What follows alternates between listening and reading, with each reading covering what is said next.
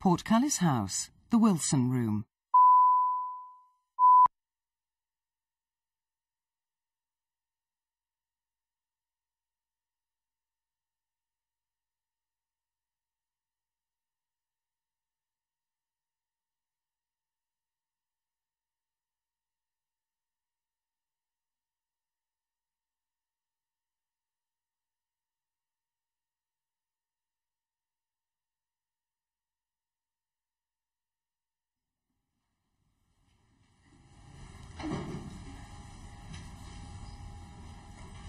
Order, order.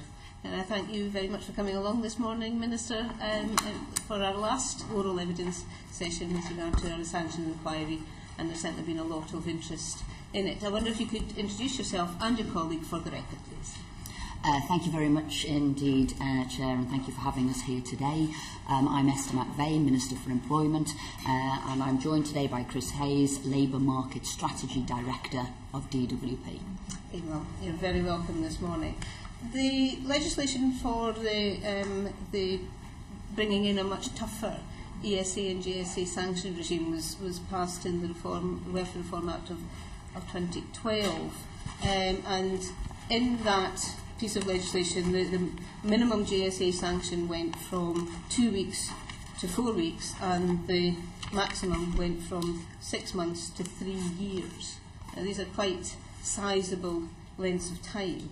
So, what evidence did you have on the likely impacts, the likely impacts on claimants that these extended sanction periods would have?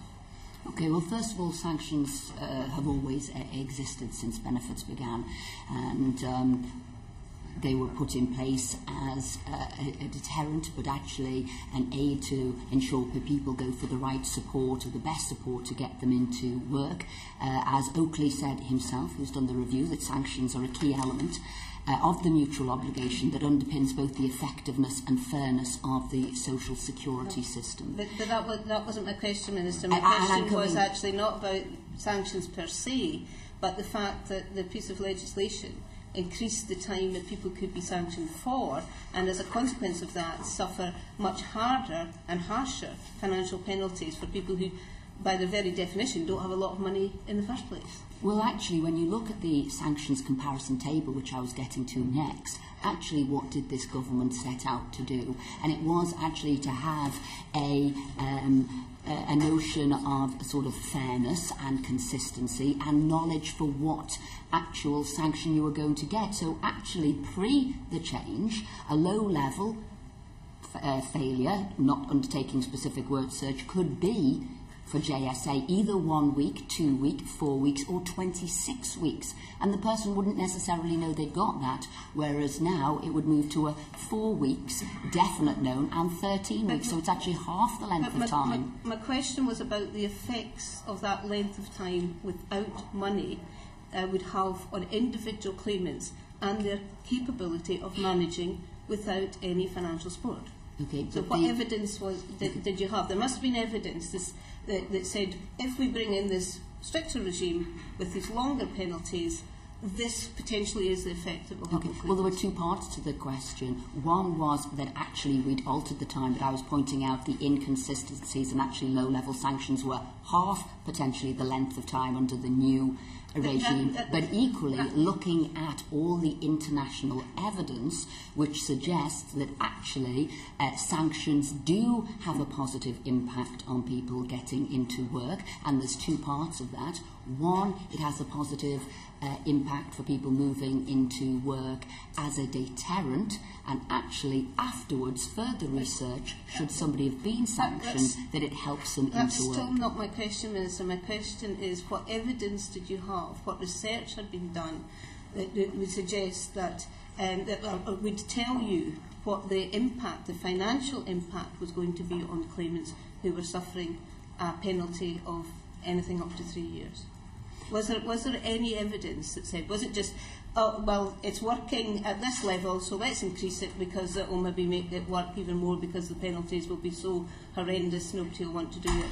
or was there evidence Well, of the evidence, what effect on claimants this would have? Well, the evidence from all the international research, whether that's the Netherlands, whether that's Germany, most of the Northern European countries, was that it has to be a round support, so there has to be extra support given to people, obviously, which we were doing, and the deterrence, the increased deterrent, would, be used as purely that, a deterrent to make sure that people take up the offer of that work and support. You talk about the international comparisons, but what country has the same length of sanctions or penalties that the UK has? Your own submission says that in 2011 the UK was around mid-table of OECD countries for strictness of sanctions. But that's not the case anymore. We're at the harsh end.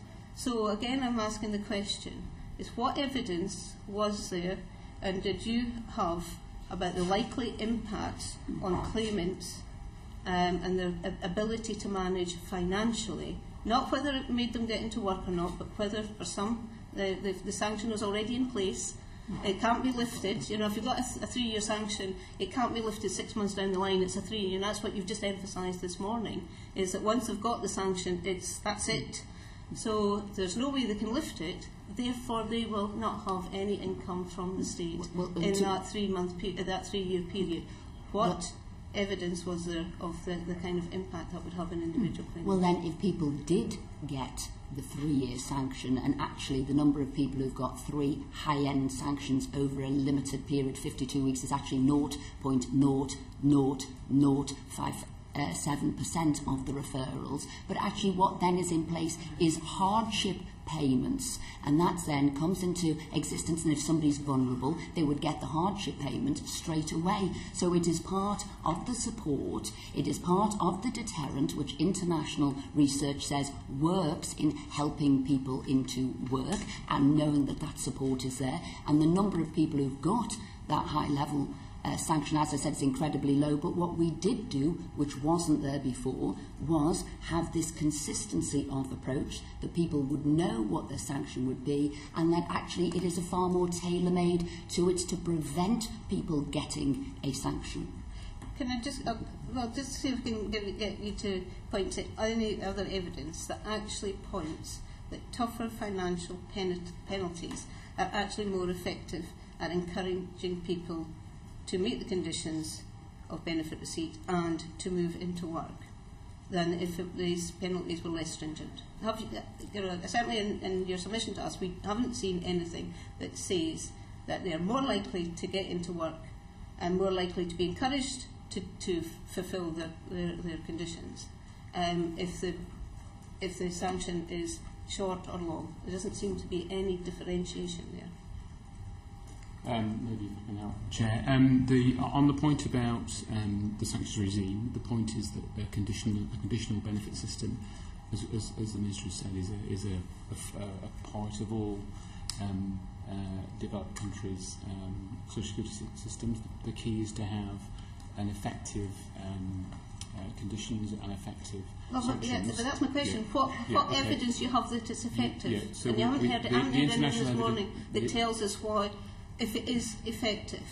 The evidence suggests that having a credible level, OECD evidence suggests that the evidence research done by the OECD on Northern Member States suggests that having a credible benefit reduction leads to increased work search and up to an increase of 50% flow into employment because of that work. Yes, but that's the basis of sanctions. That's an argument for sanctions. It's not an argument for extending the length and the severity of the sanctions. The point is that the conditionality system has to have a credible sanction in order to make it effective, as to help people to comply with the system, which is a well-established point of much research. And in terms of where the UK stand, the UK are still mid-table in terms of its overall conditionality regime. Clearly, the 3-year sanction is not unique. In fact, in Germany, there's an indefinite sanction for certain circumstances. But what that does show certainly in our operation of that system, as the Minister said, is that very, very rarely we have to operate that 3-year suspension in a minute number of cases, which suggests that actually the deterrent is working. And also that is intended really just to deter people from repeatedly not complying with the system. But any sanction that has to be imposed is obviously a failure because it hasn't changed the individual's behaviour, provided, and we've got lots of questions coming up, whether they understand the sanction or not and whether they can get out of it. But you're still not really giving us evidence that either A, as a department, you actually thought of the financial consequences for the claimants that might find themselves in this position, or B, whether it actually worked in doing its main job of getting people into work. A lot of the evidence we've received is that actually this extended sanctioning has actually acted as a barrier to people getting into work rather than a help. Well, what we do know is that we've got an extra 1.75 million people into work. What we know is that as a support through the work programme for people who might never have got support, 1.6 million of those people, 680,000 of those have actually had work. So as the whole system, and it has got to be seen in the round, what is the benefits, what is the support, what is the contract the individual has with the state. But I think what is also key is the system we had prior to was very erratic, and there was no reason when somebody came through the door having done a sanction, there was no reason whether they'd know they were going to get 1 week, 2 weeks, 4 weeks or 26 weeks for a low level. Now you'd know you'd get 4 or 13. So it was part of the reorganisation of the system for clarity, as well as for some of it an extended period for people who ritually and routinely deliberately don't perform. Failure to answer the question.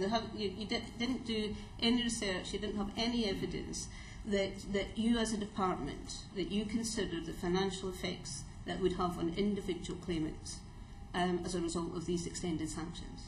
Well, by looking at international evidence, no, what was working, that's not the question, Minister.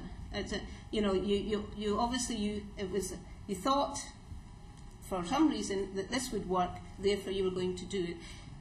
Can you accept that because you're unable to answer the question of these effects, that people are thinking it isn't actually about getting people into work, it's actually about being punitive and punishing people? Well, I'd say that was wrong, and what we put in was a system which ensured it was tailor-made for the individual, because you're quite right in that we don't want people to get sanctions. It is there as a deterrent. There is extra support to get people into work. So fundamentally, we have got extra people into work. There is hardship payments there, and if somebody is vulnerable, then they would have their hardship payment straight away. There are many and various reasons for good cause. There is definitions for vulnerability. So all of the protections are there and in place. Will you accept, Minister, that there are people who end up with no money as a result of this regime?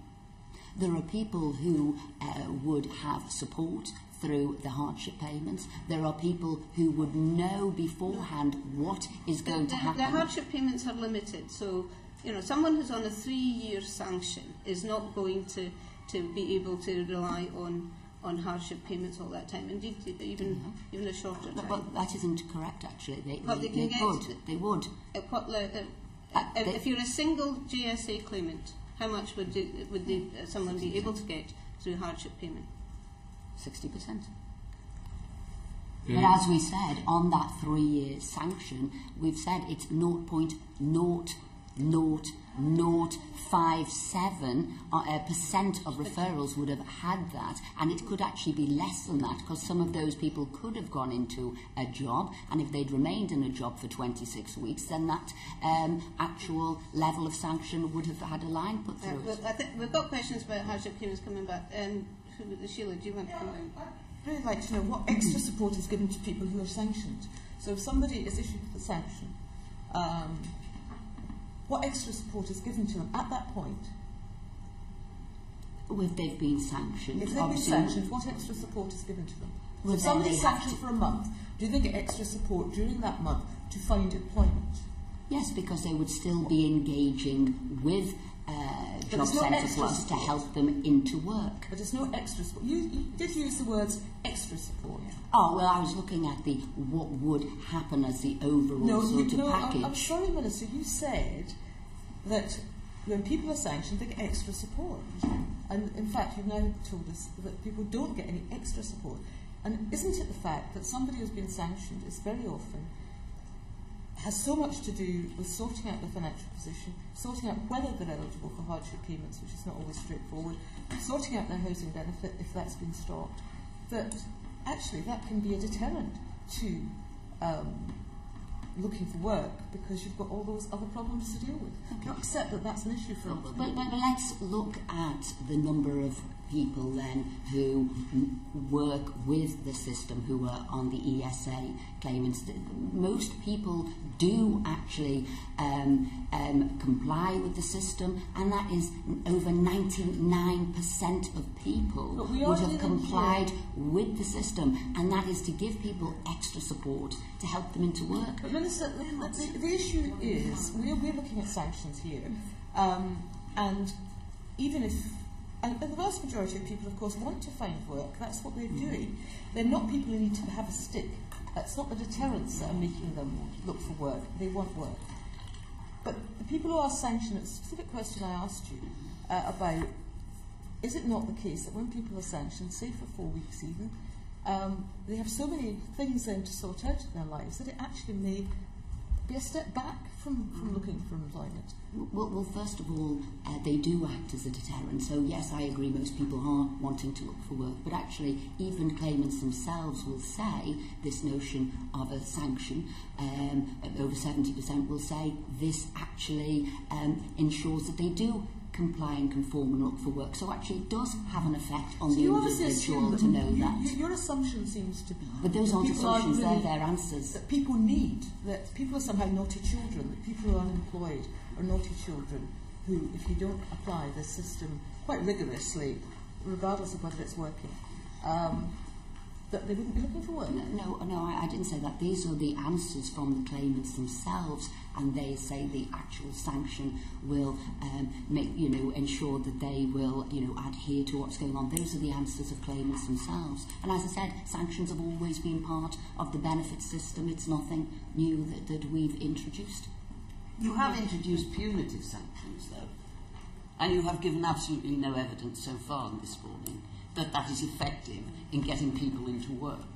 What we've had evidence of is that because of sanctions, people simply no longer go into Job Centre Plus. And as far as we are aware, they've completely fallen off the system. So your argument is that sanctions are productive in getting people into work. Perhaps you would be good enough to give us those numbers. Well, to be honest with you, I'm not sure where your figures are coming from. What was felt was correct was that instead of what was pre-2012, this sort of variable set of sanctions that people didn't know they were going to get, that in fact there was more of there is a structure into what happens. And what we're trying to do, and ensuring we do, by knowing that over 99% of ESA claimants do actually work within the rules, and that's what it's about. What is the extra support? How many extra working within the rules? Why was it necessary to introduce these punitive sanctions, which leave people with no financial support at all? But then that isn't true either, because if you were vulnerable and on ESA, you would get hardship payments straight away. So you're not on no money or support at all. That's not correct. So you're saying the exclusive group that are suffering from these punitive sanctions are only in the ESA? No, I can't so tell you logic at all. Is it? Well, there isn't. There is support there, and the vast majority of people work within the system. As I said, the ESA, it's 0.6% of people would have a sanction. I think, Minister, I think what we're trying to get at is what happened, whether the numbers are large or small. There is a group of people, as a result of the toughening of the sanction regime, are left, and I'm going to use the word destitute because I don't think that's an exaggeration, because the system isn't working. Now, whether it's the hardship payments don't give them enough money, or the fact that because they're not getting any money, they then don't go and sign on, therefore they fall out of the system. But it's that group we're trying to address, because just because the vast majority it works for, if it accepts your argument, doesn't mean to say that it's working for this small group. And it's not that small, we don't think that group is that small, it's still a sizable number. So that's where our questions are coming from. But I think Paul's got some questions there, but it's thinking about that small group, not what everybody else is, what happens to that small group who have no money. And it sounds as though your department didn't think this through, that there would be people who wouldn't be able to fulfil the sanction regime, would be sanctioned and would lose their income. Is that not the case?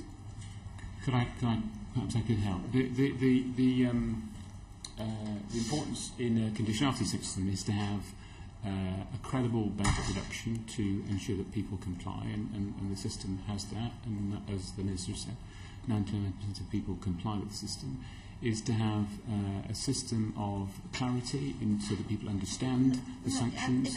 You're missing the point. You're still missing the point. And also is to have a system that protects vulnerable people. So there are two systems that work in our current approach. One is that Job Centre Plus advisors, work coaches have a vulnerability guide, which means they have to take account of people's circumstances, life changes, or certain medical conditions or cognitive or neurological conditions they may have, in setting the conditions which determine their compliance regime. And also we have for ESA claimants a list of medical conditions, which means we take extra special care before we apply sanctions. So all those mechanisms are in place to ensure that it's fair, it's transparent, and actually steps are taken to protect people who are vulnerable. And of course, vulnerable people are protected by the hardship regime. So that's how the system works. Can I ask if you're carrying out a full evaluation of how that support for that vulnerable group is working? Sorry, can are you evaluating it? Will we see published figures? Will we see a published report about how you have evaluated whether that second bit that you just said, that support for the vulnerable claimants who have been sanctioned, how it's working? Well, from time to time we evaluate the whole Job Centre Plus regime. Yeah, no, that's not what I'm asking. Well, no, you value universal credit, the benefit cap, the work programme, but it doesn't seem as though you're evaluating.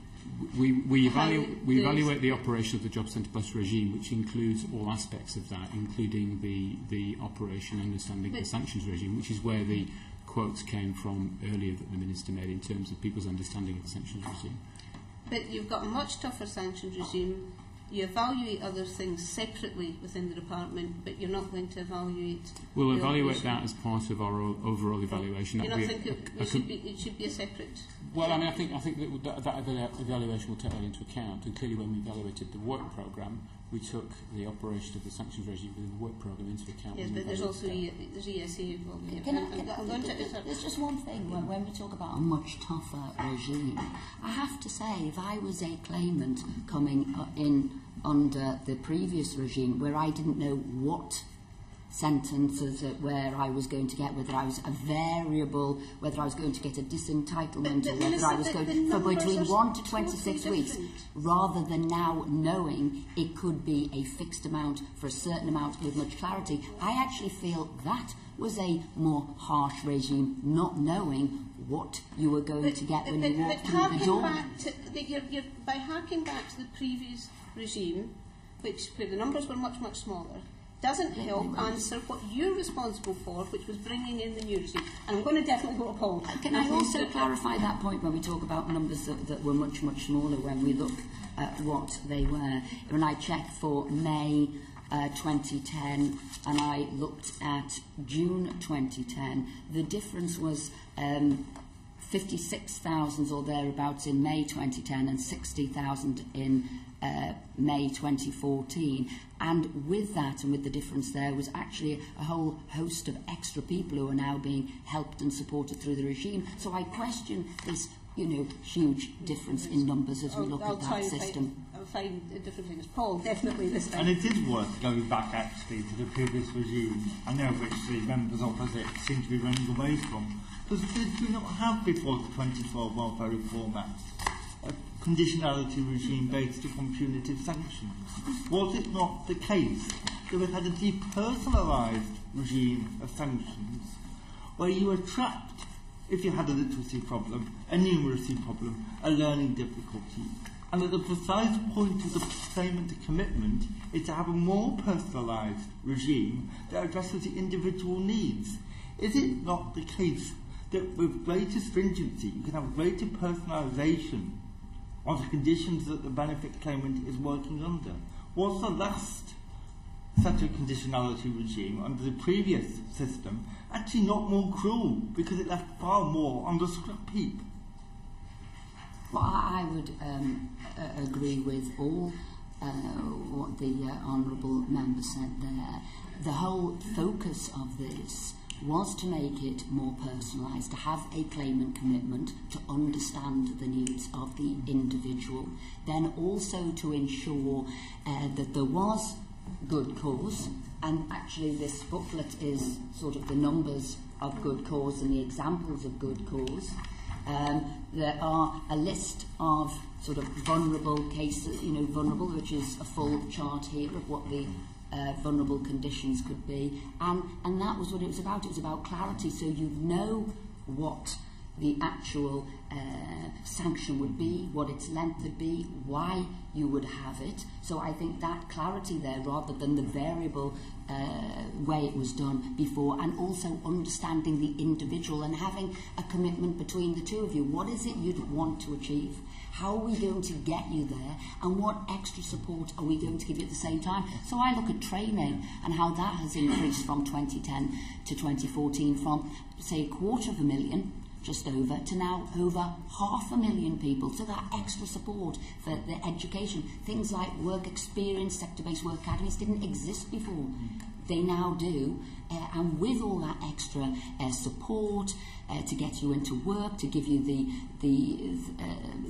training you need, the education you need, the soft skills that you need, with that comes a sanctionary regime there, but it's all about getting you in the best position you can possibly be to get a job.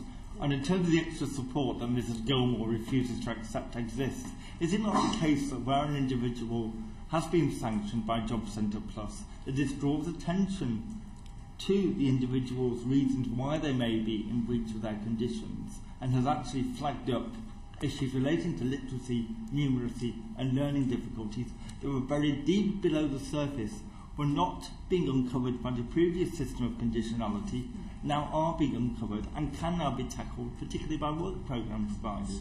Are we not actually dealing more with people's individual problems than we were before?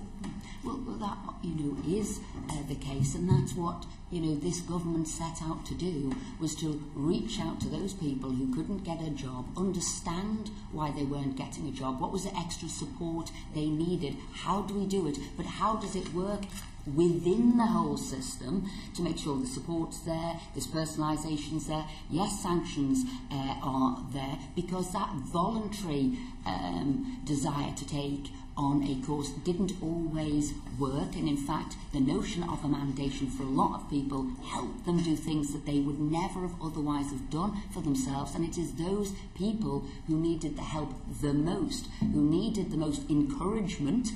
Yes, we know in any system there is the support, and there is also what is the deterrent to enable those people to go forward and get a job. And as I said, the opposition said that there would be 1 million more people unemployed now if we followed their regime. There probably would have been, but we didn't. We changed the regime to help those people who are out of work, and we've got 1.75 million extra people into work. That has to show that these changes are working.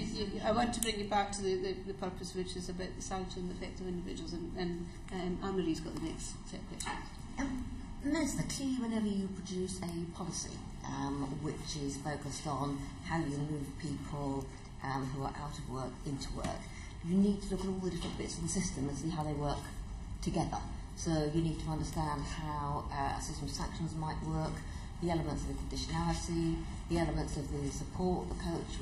Would you agree that you need to understand all of those bits and understand how they work together when you're putting together a policy to achieve out of work, into work?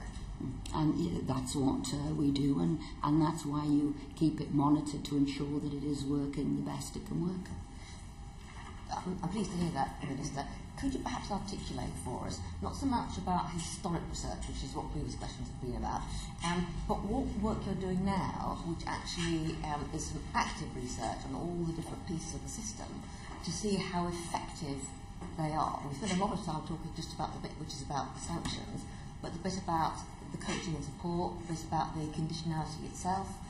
What sort of research is the department undertaking on an ongoing basis, just to see how those fit together, so that we have a system which really works effectively, knowing and understanding how those different bits work?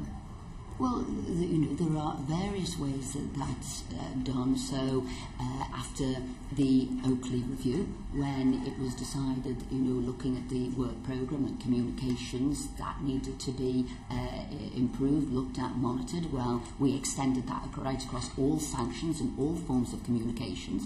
And then within that we said, how do we ensure that people know as best they can about, the sanctions? How do we put a new, simpler read form on the gov.uk notice? How do we get the letters better, and how do we engage with different stakeholders and the claimants to make that work? How do we make sure we've got a phone line, a provider's direct, to make sure that people know what's going on? How do we scan and see what's going on monthly? How do we have a central point? So we're constantly monitoring, looking at the system and extending it with a view to how are we getting extra people into work? How are we reaching out and giving people more training, more literacy, more numeracy courses? How do we, through case studies, understanding individuals, and that's one key thing we're bringing through here from the claimants. What helped you most?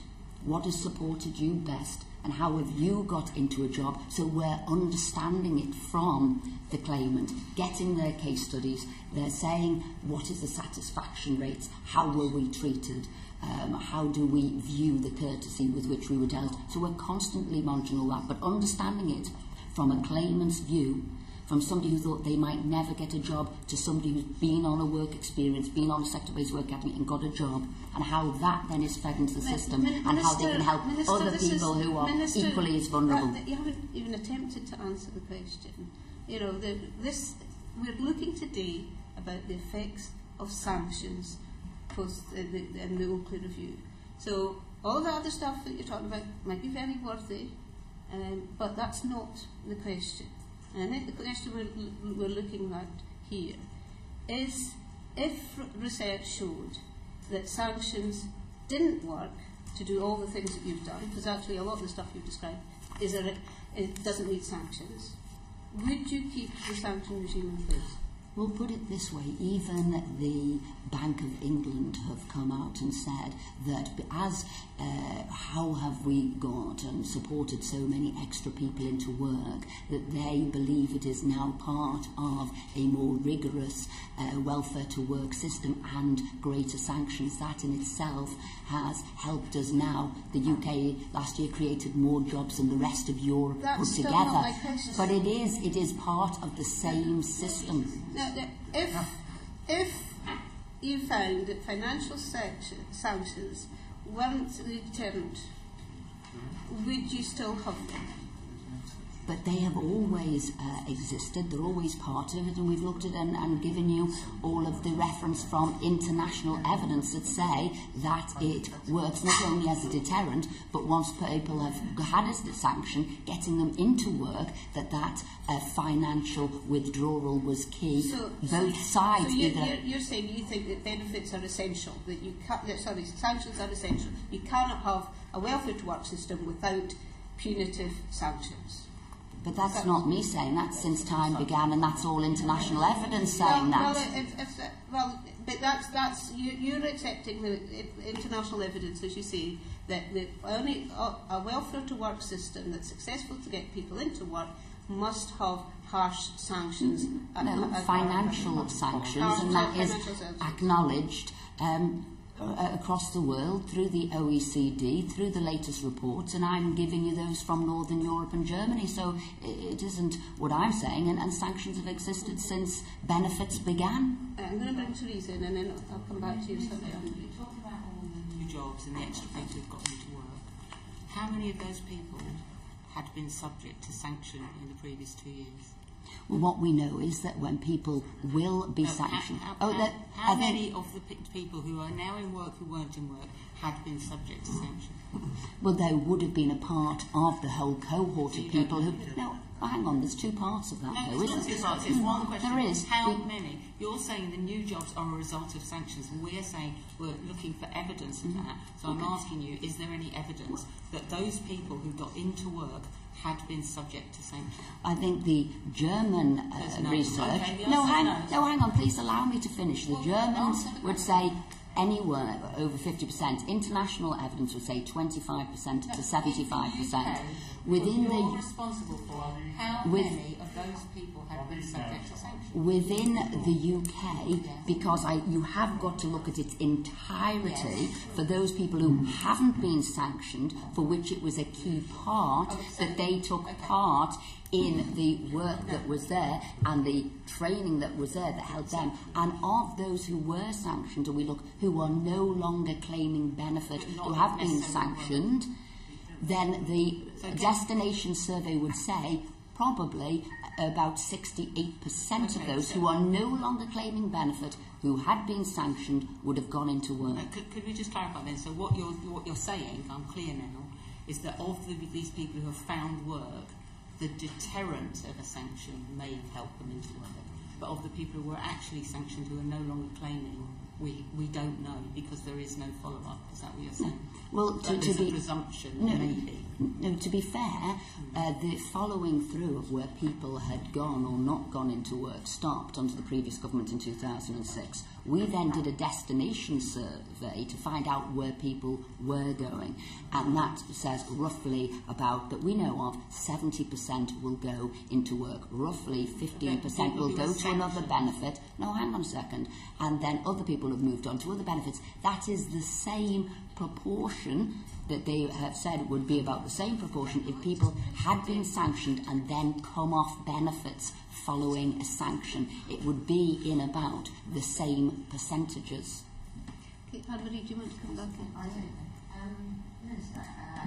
I absolutely hear what you say with regard to international research on the whole issue of sanction. It seems to me entirely reasonable that should be something that any responsible government looks at as a first port of call. I'm also pleased that you're undertaking case studies to look at the whole system, which was where my questioning was going. So what I was trying to look at was how do we actually ensure that the system as a whole works, so that the sanctions work with the conditionality and work with the other pieces. So what I would be interested in is just a little more information about how these case studies work and exactly what you're being able to pull out of them to show how the system works. And if you like, not just how the sanction piece works, but also how the support and the coaching works and what impact that's actually having and how important that is in the process, and also exactly how you set the conditions, because the conditionality and how those conditions are set is also going to be fairly crucial in terms of getting the outcome which ultimately is getting people into work. Well, attitudinal surveys have been done for some people who would have been, in a way, they thought themselves the least likely to have conformed but needed help the most. Actually, they said that conditionality, that mandation, was actually instrumental in them getting a job. So it was key. So they would have been most reticent at first. They wouldn't have thought that they would have needed a mandation afterwards. Once they've been through the system, they said that helped them the most, that extra, as it was, push to go into the right direction. So I think that can't be underestimated.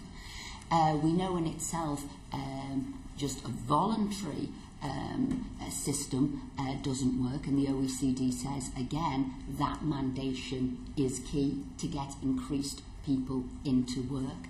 And then what we do is follow those individuals, who, why aren't they adhering to the system? What is it then? How do we look at that claimant commitment? How do we see, have they understood it? Because if they hadn't understood their conditions, if they were vulnerable, remember, they wouldn't be sanctioned. So what we've got to really get to the root is, how do we reach out to those people? How do we ensure they go on the training that they might never otherwise have done? These could be people who've never really adhere to schoolwork, the sort of mandation of being in school, and now we've got to work with them and offer them a life and opportunity jobs they might never otherwise have had. Okay, I'm going to move on because I think we get Debbie. In March 2013, your department estimated that money withheld from JSA claimants due to unfit sanctions increased from, and this is a comparison between previous administrations. In 2009-10, it was 11 million. 2010-11, it was 45 million. And 2011-12, it was 60 million. Now, you said in a debate on the 18th of December in response to Stephen Timms, who has requested repeatedly figures to be published since you introduced the new stricter sanction regime, the money's withheld. And I'm quoting your response: "It's impossible to calculate such a total, and trying to do so would lead to the department handing out inaccurate information." That's a nonsense, Minister, isn't it? No, it isn't. And actually, if you'd have got the full parliamentary question back there, it had many caveats on that. So a figure was given out by the previous minister over to the Right Honourable Member for East Ham, with it said it wouldn't know things like, because it didn't take in the money that was given on hardship payments, it didn't know how many people of those who could have been sanctioned gone into work. So there were so many caveats on that that figure was actually incorrect. It was for that reason that the statisticians within the department said they wouldn't be handing out a figure again, because it was being used inaccurately with all the caveats, and therefore it was inaccurate. So no, we didn't know. Hence, on other parliamentary questions afterwards, that answer was given and the debate was held. Obviously, the Honourable Lady listened to that debate, and the reasons were given not by me but by the statisticians in the department why that was an inaccurate figure to give out in the first place, and why it wouldn't be given out again. And accepting all that, statistical models make assumptions. They have sensitivity analysis to indicate the level of predictability in their models, but it is possible to make those estimates. And using similar statistical models, it has been estimated that it's actually £275 million that has been withheld. So if I'm comparing you to the two administrations, 2009-10, 11 million, since your new stricter regime, it is increased to £275 million. Well, I'm afraid nobody recognises that figure, and obviously it becomes inaccurate because the caveats as to why the numbers were inaccurate haven't been utilised. I'm moving on, Minister. Your government has included within universal credit regulations in-work conditionality, and that will apply to people who are in work on low pay in receipt of working tax credits. Currently, there are 4.7 million families with children in receipt of working tax credits. Now, it's quite clear in the autumn statement that shows there will be a reduction in working tax credits. I have asked for the conditions under which you will be applying sanctions to working people on low income. Would you care to share that with the committee? Well, at the moment, we're doing the pilots to test that at the moment, and the people who would have in-work conditionality, or raising them to help them get a promotion, working with businesses, helping them get extra hours to increase the wage. That would be for people sort of below £11,500, but that really is to help them get promotion, give them the training, the support, and help them have extra hours, and help them bring home extra wages, and that's what we're piloting at the moment. Chris? Just to clarify, we have provision within the regulations, the legislation, to apply conditions to people who get in work universal credit. We are about to launch a major test of that to see if conditionality has a place in supporting people in work to progress, either by increasing their pay or increasing their hours. So that will be a full random control pilot which we will test and evaluate before we decide whether conditionality has a place in work progression. Okay, moving on. In terms of the evidence of the effects of sanctions, Minister, the committee has taken very extensive evidence from a range of academics. Oxford University and the London School of Hygiene and Tropical Medicine's research showed that 43% of JSA claimants with adverse sanctions leave JSA. They go off flow, off register. 43%. Now, 80% of those that have been sanctioned don't go into work. It's not because of it. You asked in terms of the source of data. This is government national statistics from 375 local authority areas. Isn't it true that the new stricter sanction regime is distorting JSA claimant figures, and that there is a real claimant count which is actually higher than that is published, and it's because of sanctions that it is being distorted? No. So let's look at each of the points that you've raised there. The research that the Honourable Lady is talking about looked at what had happened where people were 2 months after they'd been sanctioned, and made a selection of I don't know, conclusions that we're not really sure where they based them upon, what figures they based them upon. One set of figures where... national statistics. No, hang on a second. I'm giving you the answer. One of them was where they took this as a full number of people who would have got into work, where people would have voluntarily said, this is the job we've got, where we know most people don't. Only about 22% of people will offer up what they've done. Most people who will have got a job will have just left a JSA and moved into a job. And that's where this government did a sort of destination survey. Where have people gone? And that's actually closer to 70%. I gave the figures before on where those people will have got. So actually we strongly dispute the figures that have come forward, because they have made sort of leaps in sort of where they've got the facts and where they've got the figures, and then come to a conclusion obviously they wished to come to. So that's one thing. And the other thing, where would people have gone? We know we've got the extra 1.75 million people into employment, but if people were then moving off benefit and going somewhere, but obviously you don't know where they've gone. Inactivity is what you're saying would have increased. It hasn't. Inactivity has decreased by 400,000 under this government. So again, a flaw in the logic to where those people have gone, because we have helped more inactive people into work, as well as people who were claiming benefits into work. You seem to be very selective in terms of the evidence that you will accept. I don't think so. What you don't. No, I don't think so. Moving on then to the evidence again provided from a range of sources, Durham University, mine, the Trust. I presume that you have read the evidence that has been submitted to the committee. And they have indicated, in terms of the impact sanctions is having on food poverty,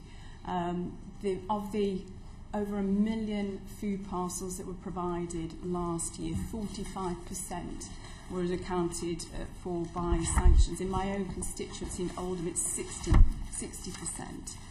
And again, evidence that we had was of how sanctions is exacerbating both physical and mental ill health.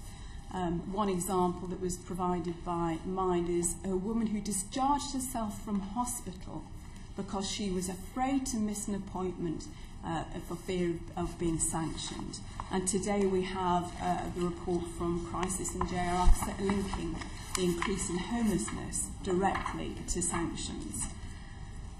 In addition to that, Minister, there is an increasing number and a worrying number of deaths that are being associated with sanctions.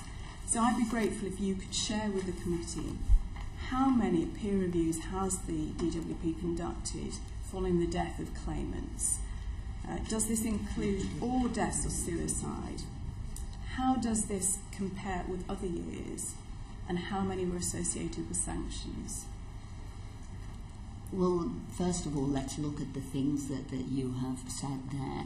And I was heartened by what the Archbishop said when he was talking about food banks and what he said. And he said it is wrong for political parties to politicise this.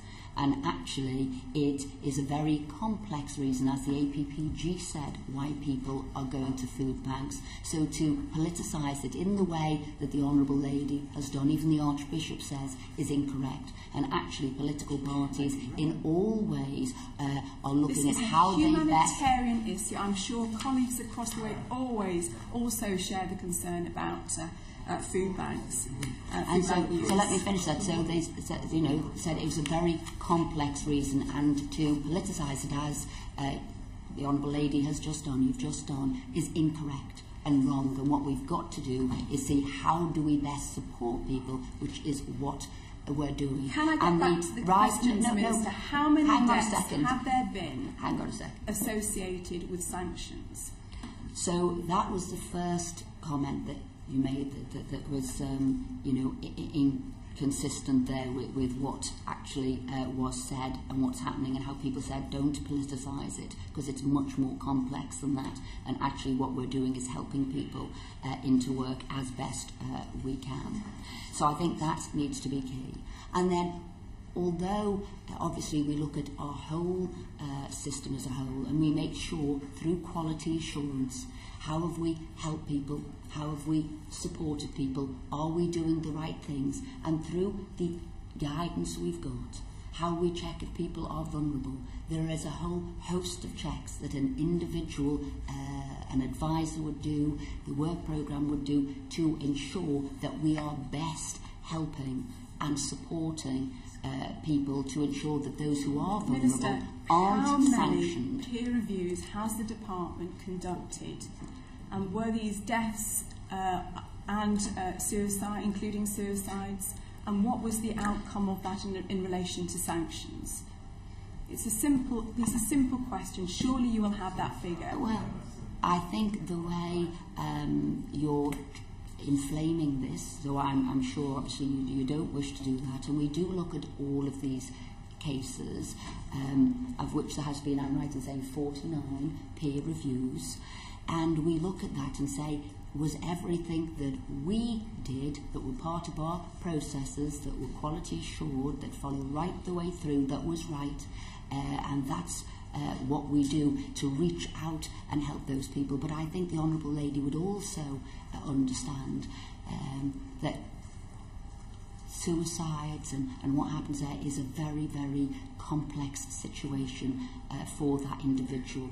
So are you saying that there is no data on the relationship with sanctions? Can I just be clear about this for the record? You're saying that you've undertaken 49 peer reviews and that there's no relationship with sanctions. Is that what you're saying? We've followed and looked at what we did, how best we worked and supported the individuals. I won't obviously talk about specific cases, because that's wrong, as the Honourable Lady knows, but we ensured that we follow all of our processes correctly. And I will ask Chris, is there anything you'd like to answer as I think, as Minister said, any case of this severity we would look at very carefully to make sure that all the procedures are followed. I think directly relating sanctions to someone's death is quite a big leap of kind of logic, really, because these cases are people who are in very severe and vulnerable conditions, and these circumstances have a number of causes. What we need to make sure of is that we've got systems to protect vulnerable people, both in terms of providing hardship where that's appropriate, but also in terms of setting the right sort of conditions and providing the right sort of care, so that we are aware of these people in vulnerable conditions and we provide support appropriately. So you're saying that you found no instances of where the department's actions have been either inappropriate or incorrect?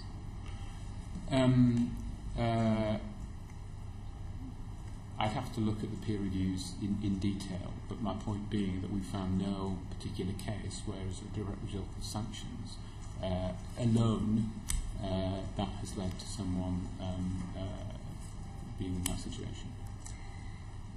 My final question on this section, Minister, is there is mounting evidence, as you will have read, as this committee has taken from the various witnesses and had submitted to the committee, that there are inappropriate use of sanctions, that there are targets, there are cases where harassment is being used to get claimants off flow.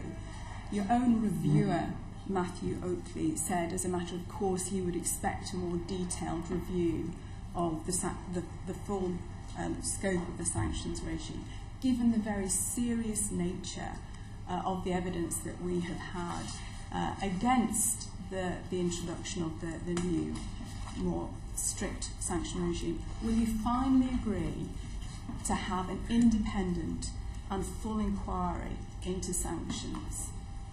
Again, I need to correct the Honourable Lady because she has said many incorrect things, this one being one of them. There are categorically no targets. There is no harassment. All of these things that the Honourable Lady is looking for and trying to find do not exist. Whether everybody's written to, ensured they do not do, there absolutely is not. The only thing where there will be, that people will be checking up, and maybe the lady's confused, on whether things have been done in the right time limit. We're looking to ensure that people will have known whether they will have got a sanction within 5 days if they're not vulnerable, and there is a target there to try and get 85%. If somebody is vulnerable, we're trying to make sure that they will have their decision within 2 days to see whether they will have a sanction. In that regard, we want people to know as quickly as possible what is going on and whether they're going to be sanctioned. The other thing, there is something known as the 100% check to ensure that things have been checked thoroughly before they go for a sanction. And of course we're using the Merseyside model, which makes sure that a decision maker will work with their advisors to make sure that they know what they're looking for. So categorically what the lady says, again, is incorrect, that there are no targets, there is no harassment. The lady looks at this situation from the opposite point of view. We're looking to support people to get them into work. And obviously, our welfare to work is working because you've got an extra nearly 2 million people in work. I've got Glenda and then Glenda. Thank you, Chair.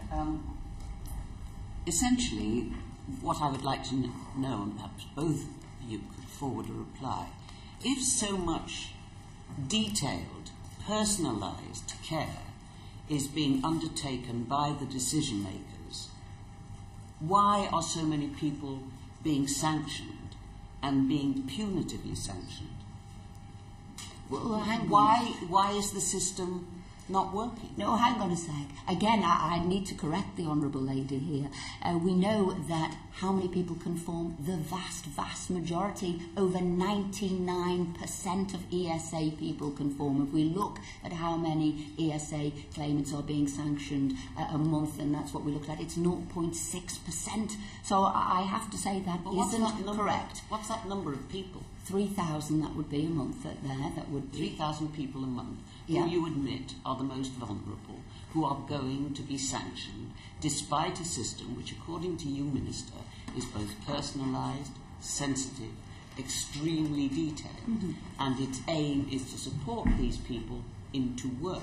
So one is left with either one or two things. Either the system itself is basically flawed and you haven't noticed how flawed it is, or that what you are asking the decision makers to do, they are failing to do.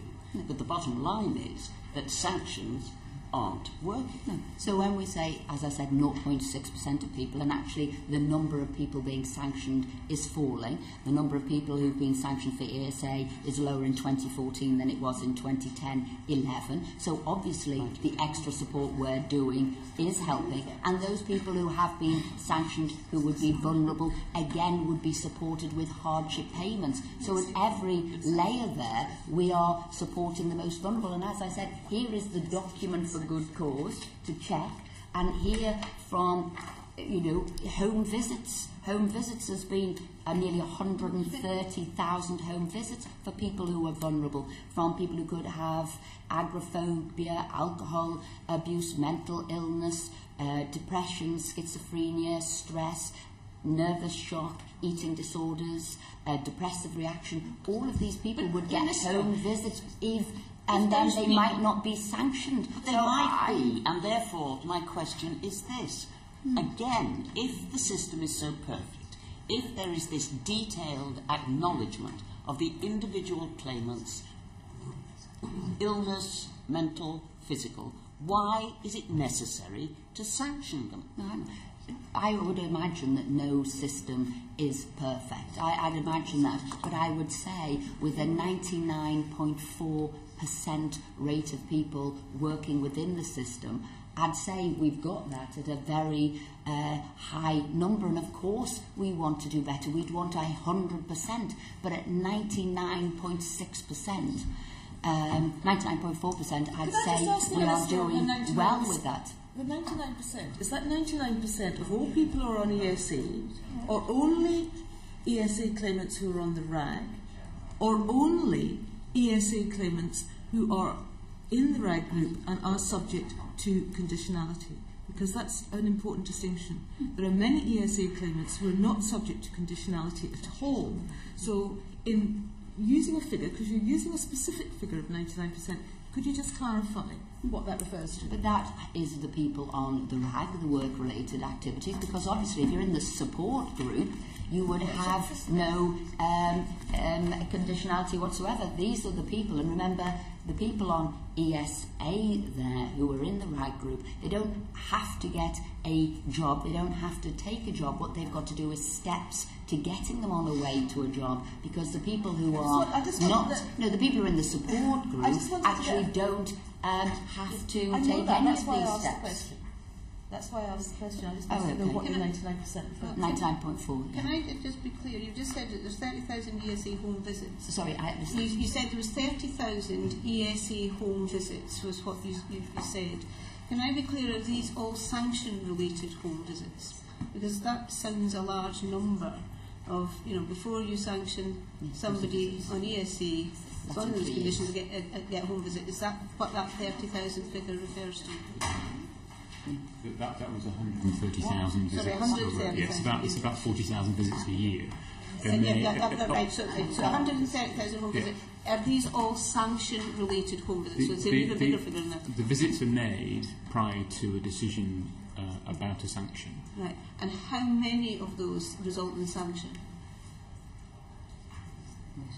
Following a visit, I haven't got those figures available. But that must be an easy figure to get. If you know how many home visits you will know how many of those result in an actual sanction.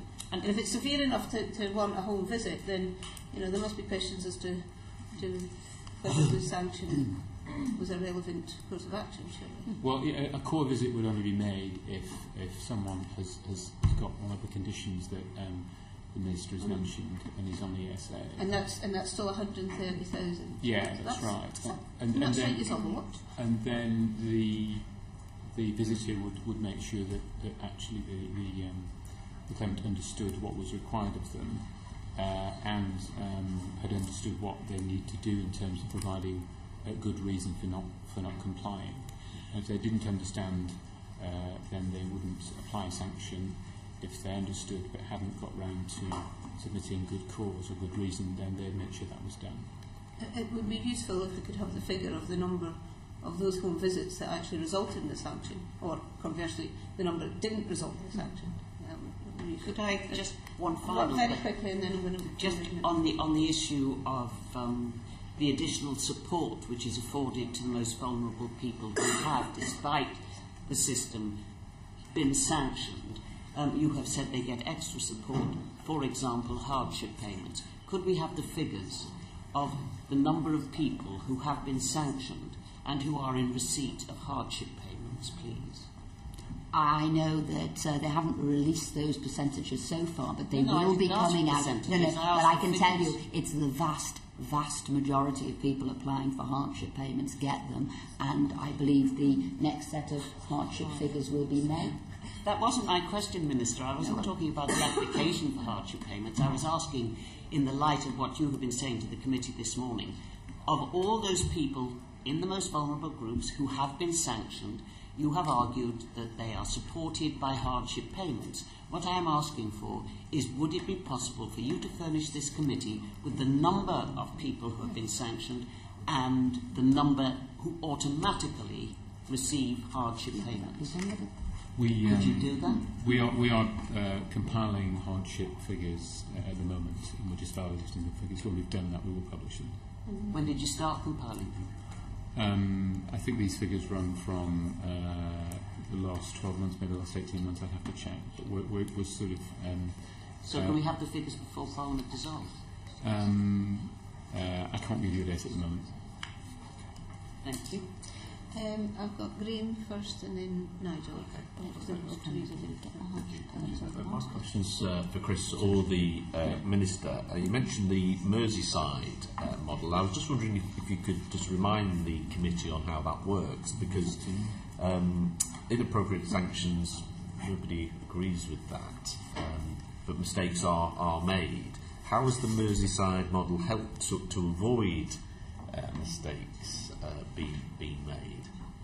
Well, that's where the decision maker, who knows what they are looking for and what information they need, will work with the advisor to say this is what needs to come forward to us, this is what we need, and you give them the best possible advice straight away. So it's working there between the decision maker and the advisor to make sure they've got all the relevant information, and that is alongside something known as 100% checks. Have you checked all the information that goes forward? Because this is really about, the quality assurance and quality framework. I've witnessed that check, or as they refer to it, as the gatekeeper. There's a whole list of conditions: mental illness, disability. They also know that when somebody walks into the job centre without a job, a job seeker walks in, they know because of the local economy there are jobs there. Not only are there jobs and vacancies, there is actually help and support to get them job ready for those vacancies. But for the most vulnerable, is it possible to have another process to perhaps stop the most vulnerable who think they're work ready and perhaps they're not quite work ready, that you could actually identify them before they end up going into the sanction mode, where the advisor, they failed to meet the claimant commitment for whatever reason, but it is because of illness, mental illness for example, that you could identify them sooner rather than those people who perhaps for other reasons don't do the claimant commitment, and it might be rightly are sanctioned, but trying to identify those people early who are more vulnerable, which ends up with a lot of the things that have been mentioned around the committee. Well, a lot of that work, as you rightly say, is done through the claimant commitment with the advisor. But Chris here has got the full document of all of those checks and extra support and verification that goes on to reach out to those vulnerable people. So the DWP has launched an approach to vulnerability. So all work coaches and advisors have to pay due regard to this approach. which sets out a list of personal circumstances or a list of conditions that someone might have, which would mean that we would have to treat them slightly differently. And that would mean taking account of those conditions, for example, homelessness or a breakup of a relationship.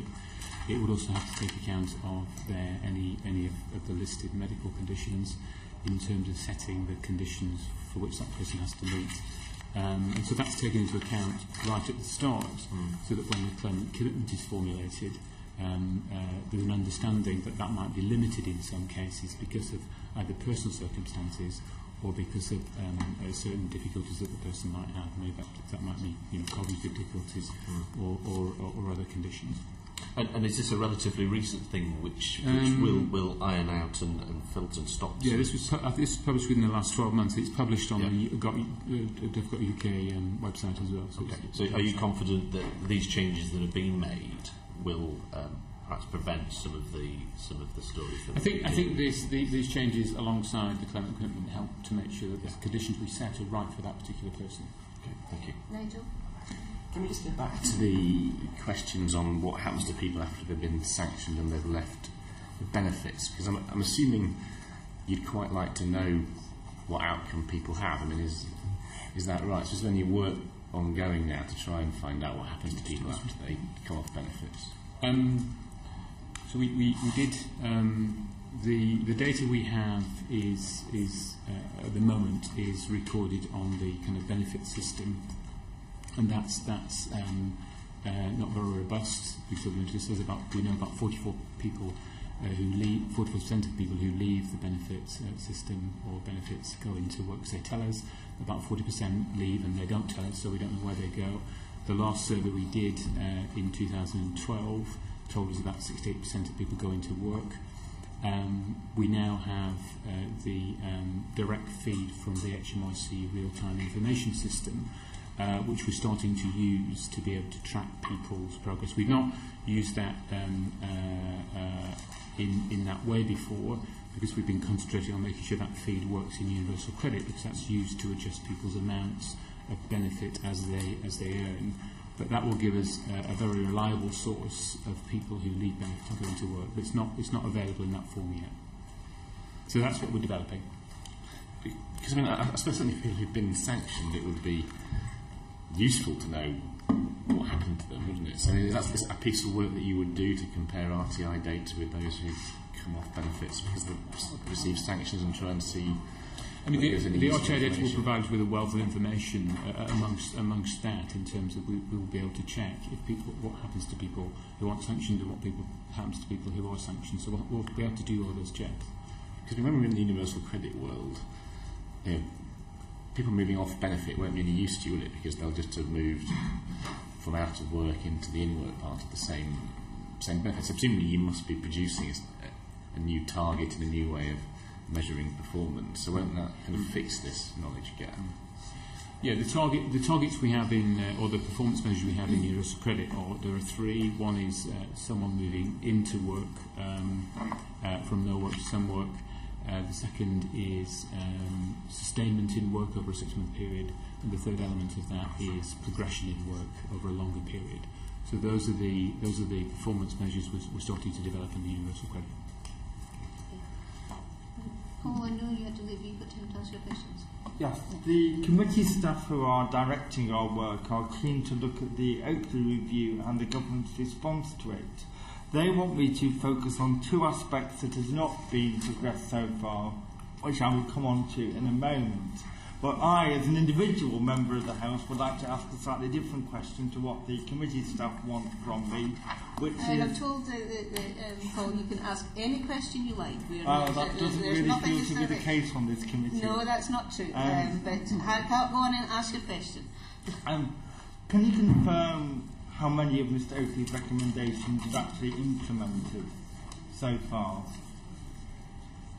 from that review?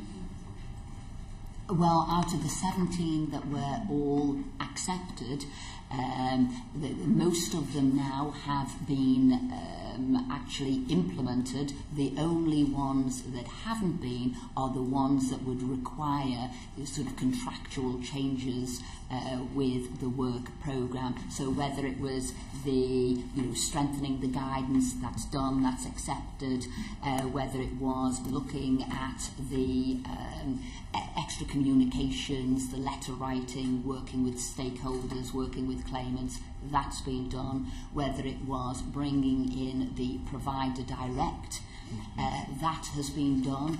At the moment, that will be compulsory for the new contract of the work programme that had just been signed for new people. The rest of it, they are working with that.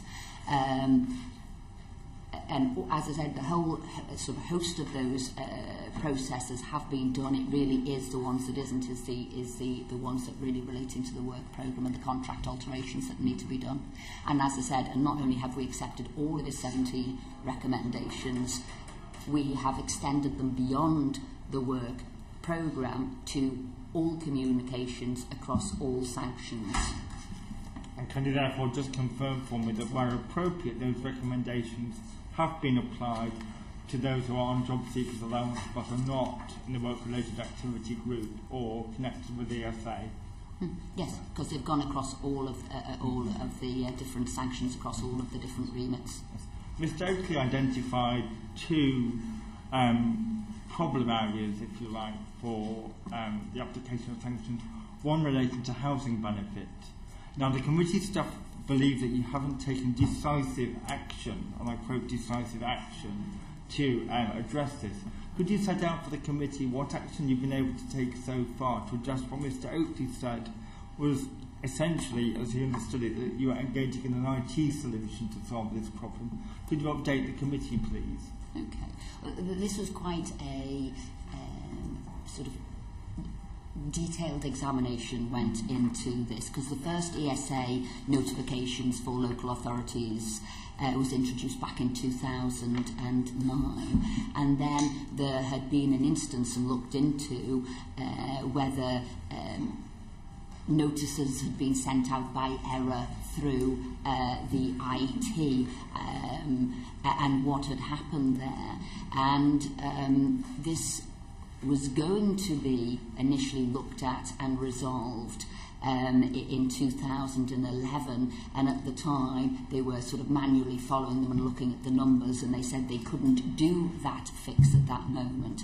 And then it appears that with all of the different changes and alterations to the IT system, it was fixed in 2013. So when they went back to do this fix in 2014 after the Oakley review, it didn't seem to need to be done.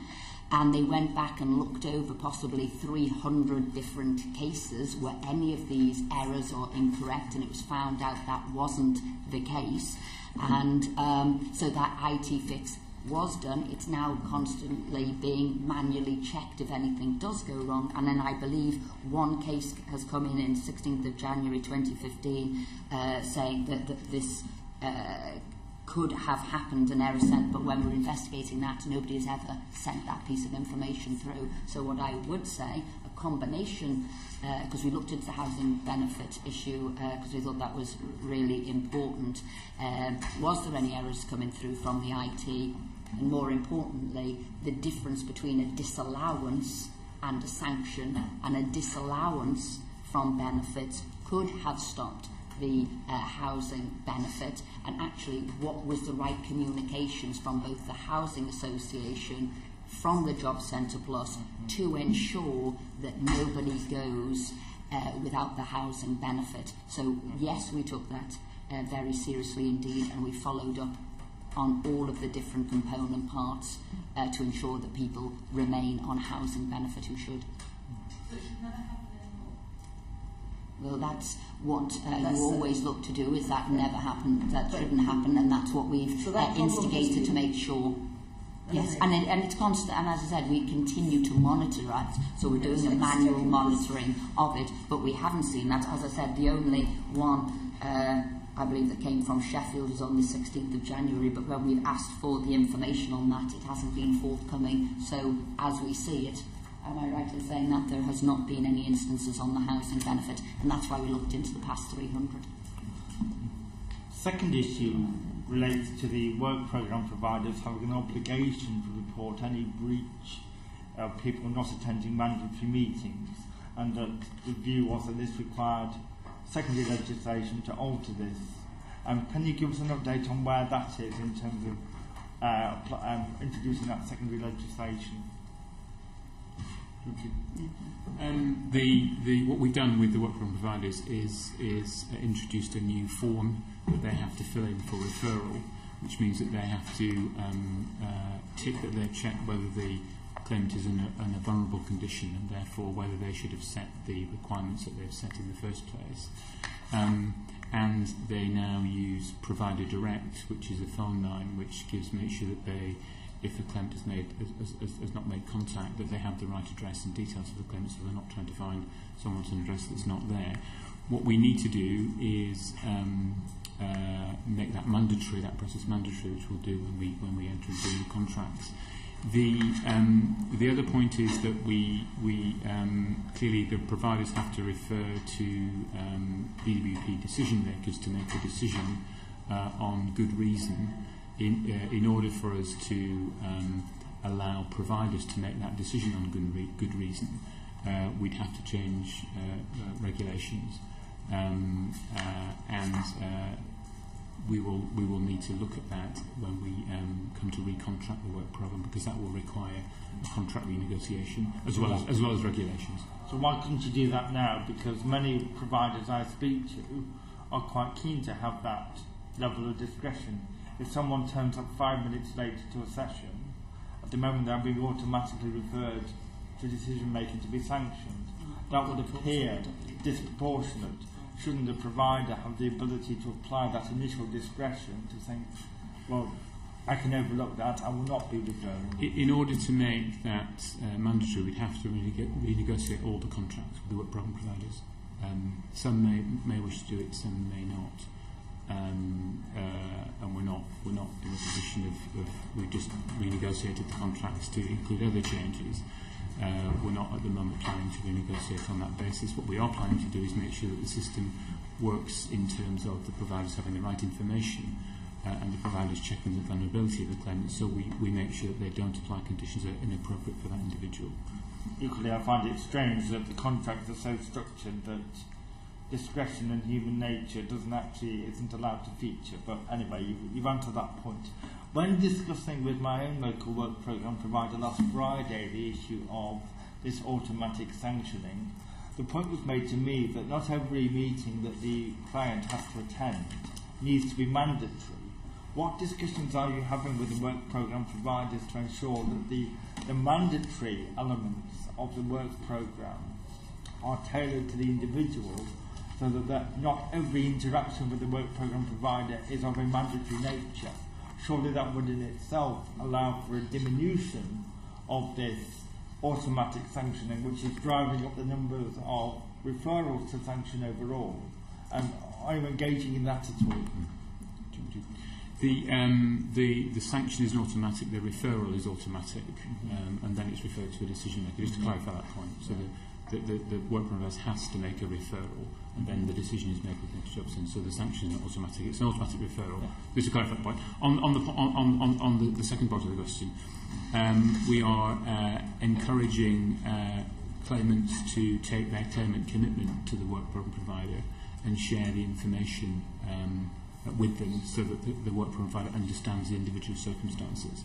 And we tell all claimants this as they refer to the work programme, and we tell all work providers to ask to see the claimant commitment. We can't force the claimant commitment to be, we can't as yet send the claimant commitment directly to the provider without the claimant's consent.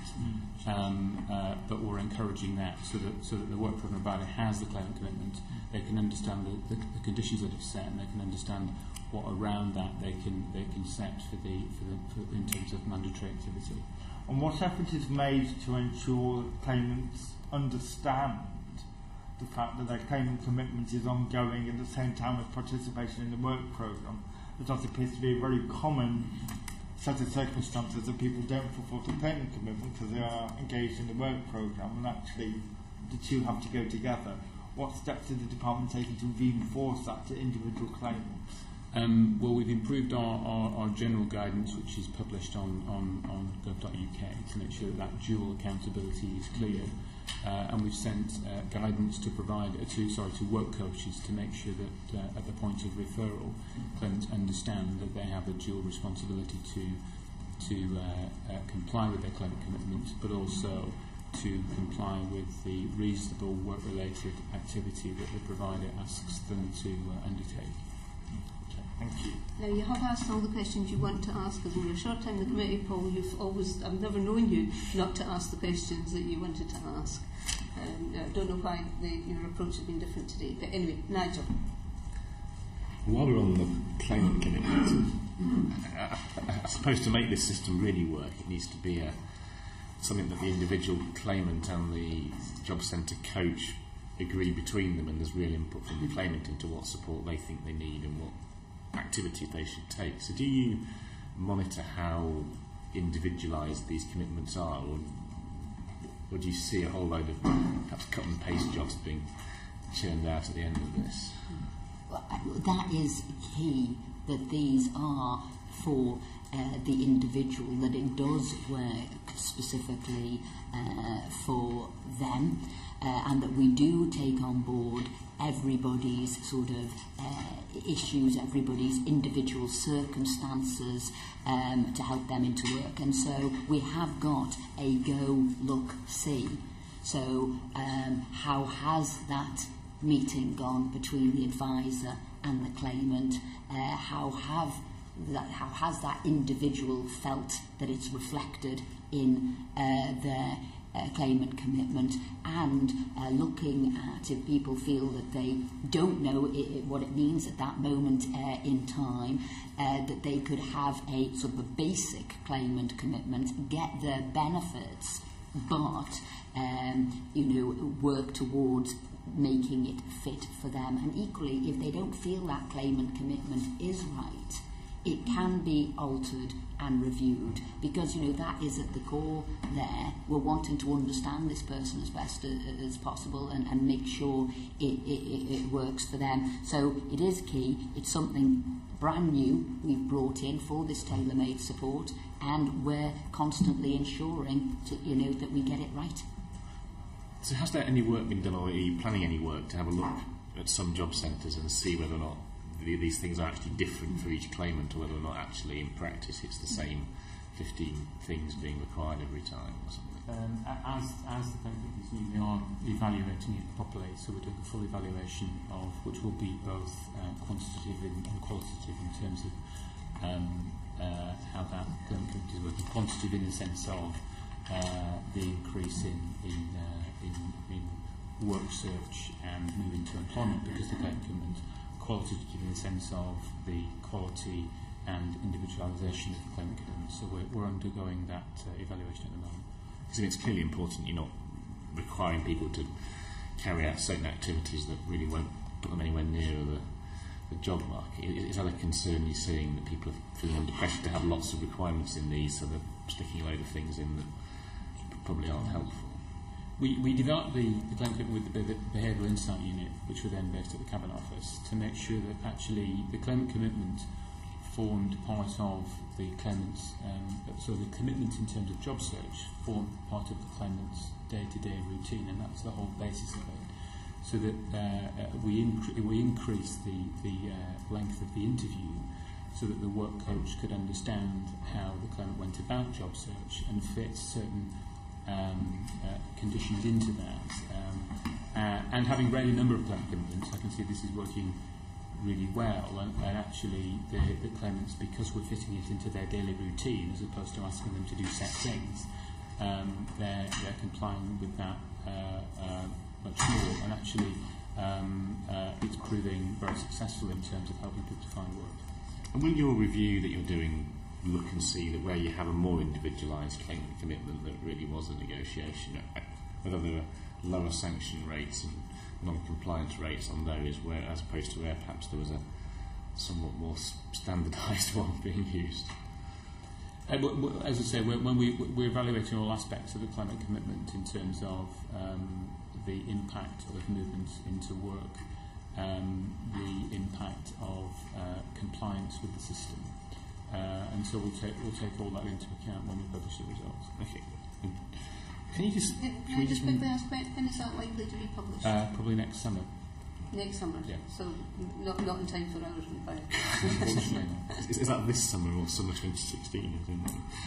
Can I just move on to the continued use of job seeker directions, which obviously were a feature of the old system, but appear to be in some areas quite an increasing feature of the new system. And it's not immediately apparent why those can't just be sort of like dealt with under the claimant commitment system rather than having to have directions as well. Is that something you looked at? Again, as part of the ongoing evaluation of Job Centre Plus software, we would look at the use of job seeker directions. Job seeker directions are used to ask claimants to do particular things which the work coach considers would benefit them. For example, to do some skills training if there's a skills assessment being done and there's a particular skills requirement, or to take place in some mandatory work activity. So they're used for very specific purposes when the advisor thinks that a particular course of action is required for a claimant to help them get back into work. If I've got an individualised claimant commitment which can be refreshed and renewed, you kind of think if you've worked out I need some more skills training or some other mandatory activity, the right thing is to refresh the claimant commitment and work out why it's not working and what else needs to go in, isn't it? I agree with the point. These are one-off things that the work coach would want the claimant to do. The claimant commitment is about the general work search and availability conditions that we set. It could be part of the claimant commitment, but often work coaches find that claimants need to be encouraged to increase their skill levels, or need to be encouraged to engage or take place in some work activity, and so they direct them to do that. It does strike me that you're carrying out quite lightly an evaluation of the claimant commitment, but you still won't carry out an evaluation of the effectiveness of sanctions. You know, it somehow is part of a bigger plan rather than focusing on. Is that not strike you? Is that still, in light of everything we've said today, that we should be evaluating the effectiveness? But all of this links into one another, and if we engage and get that right with the claimant commitment, and as I said, most people then engage and follow through, and we've got that extra support and we're understanding who's vulnerable, they all link in together, don't they? Well, that's why I still think Teresa very quickly and then she. So what you're saying is that ideally it would be person-centred, it would be supportive, it would be to help people overcome the barriers to work. So would you think that a Job Centre Plus office that is working well and doing all those things would have very few sanctions? Well, that's obviously what your ultimate aim would be, but we're doing all we can. As I said, sanctions have actually decreased over the last year. They've come down, I think it's by 7,000, so that is happening. So the softer ways of assisting people rather than the stopping of their benefit should be, in an ideal circumstance, in a really good Job Centre Plus, that should be what we see, rather than sanctions are a last resort. They're not sort of, you can't take them and separate them all out. They are part of a holistic system, that one is a deterrent, one is extra support, which obviously I've done by talking about the extra training and extra people into work. So they're all together in a circle. They're not to be separated out. Sanctions is a deterrent because we agree that there needs to be agreement from both sides about what's going to happen. So sanctions will have a role, but as a deterrent rather than actually a tool that's used. So would you not accept that where this system works really well with the deterrent, and the support, sanctions would be rarely used.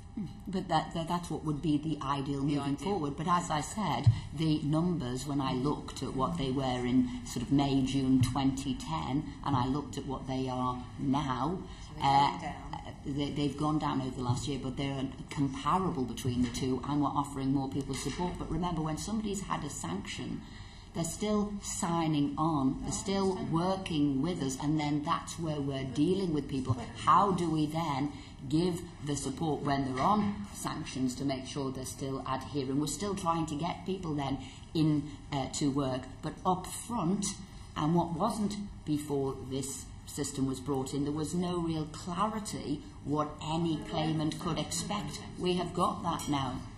Can we just be clear about the figures? While the raw figures may suggest it's come down, but actually as a proportion of the full cohort, the figures haven't shifted.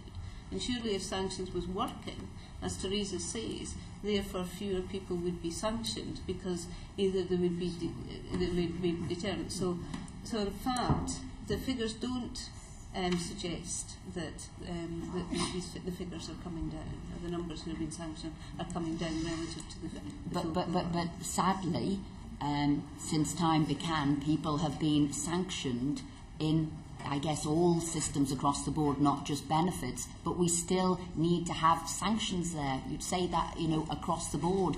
Of course, we'd prefer it if people didn't, but that isn't the case in any system, not just benefit system. That's the case in every system. So if you've to punish, then it hasn't acted as a deterrent, and the fact is that still the same proportion are being punished. Then we suggest that the deterrent's not working. But we know it is acting as a deterrent from the claimants themselves, who say they are at least 70% more likely to follow it because that deterrent is there. So we know it works, and again, the vast majority of people adhere to the system because that deterrent is there. Okay, Sheila. I want to just follow up on a couple of things that have been said. Mr. Hayes, you said that the problem about work programme having to automatically refer was a contract issue. Why then, in the initial response to the Oakley review, were we told it would require primary legislation? Have you changed your position on this? It's no longer requiring primary legislation to change that. Okay, let me clarify that point. The work provider has to make a referral where someone hasn't complied with the conditions they've set. And is that? They have to do that. I know that. I'm asking you a specific question here about. We don't need to go through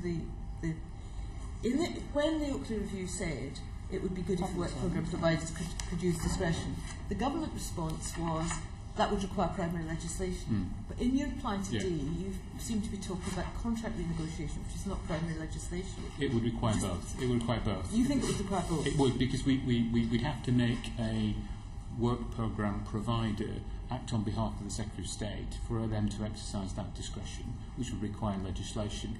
But we'd also have to renegotiate the contract. There seem to be two things being said there. And Minister, you said that ESA sanction decisions were falling. I mean, during the course of this year alone, each month the numbers are rising, and they were sitting at June 2014, which is the most recent figures we appear to have, at 5,000 a month. So, in fact, ESA sanctions are continuing to rise, are they not? They are not falling. No, they are lower than they were last year. Sanctions are lower than they were last year. And ESA sanctions are less in 2014 than they are in 2010-11. When you say that, are you giving me figures that that we've not seen published? Is that what you're saying? When you say lower now, because the published figures take us up to June 2014, and in June 2014 alone, in that month, 5,000 people were sanctioned. In May, 4,700. In April, 4,100. And in the previous year, 2013, there wasn't a single month where it was over 3,000.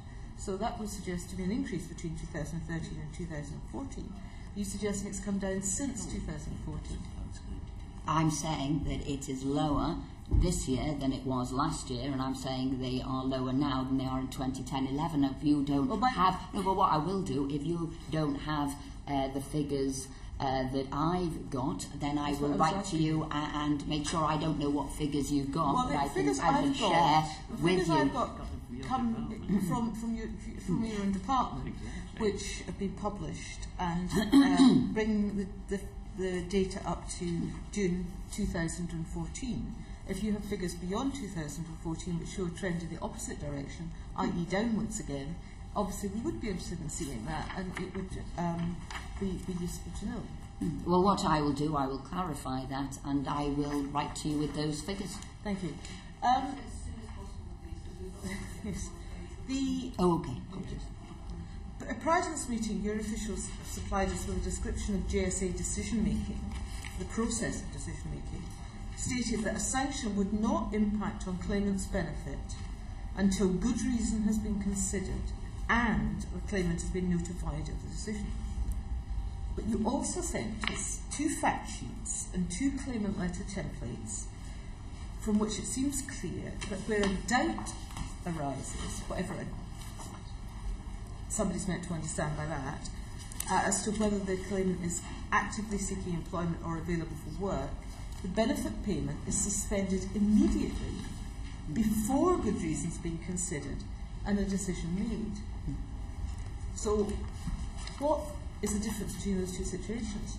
If you're sending out letters to people telling them that there's already been a suspension of their benefit before good reason has been looked into. Okay, let me explain the difference between the two. There are 2 forms of benefit reduction. First of all, if there is a doubt about someone fulfilling the basic conditions of receiving JSA, only applies to JSA, actively seeking work or available for work, then we must suspend the benefit. Now that will only happen where a claimant came in on the fortnightly check and the work coach talked to them about what they'd done, and they then said, I don't think you've met the basic conditions of your entitlement. Is there any reason you've done that? So that would happen face to face. If there wasn't good reason given, then the work coach would suspend benefit immediately, and then that would go forward for an independent decision to make sure that decision was valid and they'd taken all the circumstances into account. Those decisions are now made within 2 days, which is the next day, which is the next time that someone will be paid. The other situation is where someone hasn't followed a job seeker's direction or hasn't attended an appointment, where the claimant is allowed 5 days to provide good cause before a decision. Well, actually, longer than there are 5 days, but there are a series of checks to be made sure that if that person is vulnerable, then we'll make sure that they've received any letter, or sometimes we make a phone call to make sure they've understood what's happening. So there are 2 separate decisions. One only applies for job seekers allowance, which is the suspension, which happens when the claimant is invited to talk, and therefore there's an opportunity for the claimant to make their case. And but if they don't make their case successfully, if there isn't good cause, then we have to suspend benefit immediately because they haven't met the basic conditions of the benefits. So you're suggesting that suspension would only happen after a face-to-face meeting? Why do we get reports of people finding that there's no money going into the ranking account? Well, if someone doesn't turn up for their regular job search review at all, and we don't hear from them at all, despite our attempts to contact them after about 5 days, we have to suspend the benefit because we've no legal basis on which to pay. So you're suggesting all the suspensions are because people didn't turn up for a job seekers review? Yeah. The 500,000 sanctions in the year to June 2014. Suspensions. There's a difference. Well, you hadn't actually sort of let me finish. Sorry, I apologise. The 500,000 sanctions in that year that were in the not actively seeking employment category, which is the ones where suspensions were carried out. You're telling us that a suspension like that, where money would be stopped first, only happened if someone failed to attend their meeting with their job search advisor? Either they failed to produce evidence of that they've met their claimant commitment during that interview. That's not the same as not. So it could be that they were there. Could it ever happen, therefore, where somebody, the claimant commitment could be quite specific about applying for a certain number of jobs, demonstrating that you've spent your 35 hours on it. Now, what we hear reported as MPs and from other organisations is people saying, I didn't apply for quite enough jobs that I was told I should have done, that it was 20 and not 22, or even though it might have been difficult over the period to do that. Would it benefit be suspended for that kind of not that somebody's not done anything, but that they haven't quite done the precise things that they've been asked to do? It would depend on the work coach conversation with the claimants. And if they thought that they haven't done enough or done as they said they would do, because this is a contract that they make, then they would refer it to a decision maker. The decision maker would have a look at that and see if the circumstances that were set originally were reasonable, and what the claimant done was reasonable, and then they would confirm that decision, or they would lift the suspension if they thought it wasn't reasonable. But there would be a suspension during that period? Yeah, but those decisions are made within 2 days, so that the suspension will be lifted before payment was due anyway.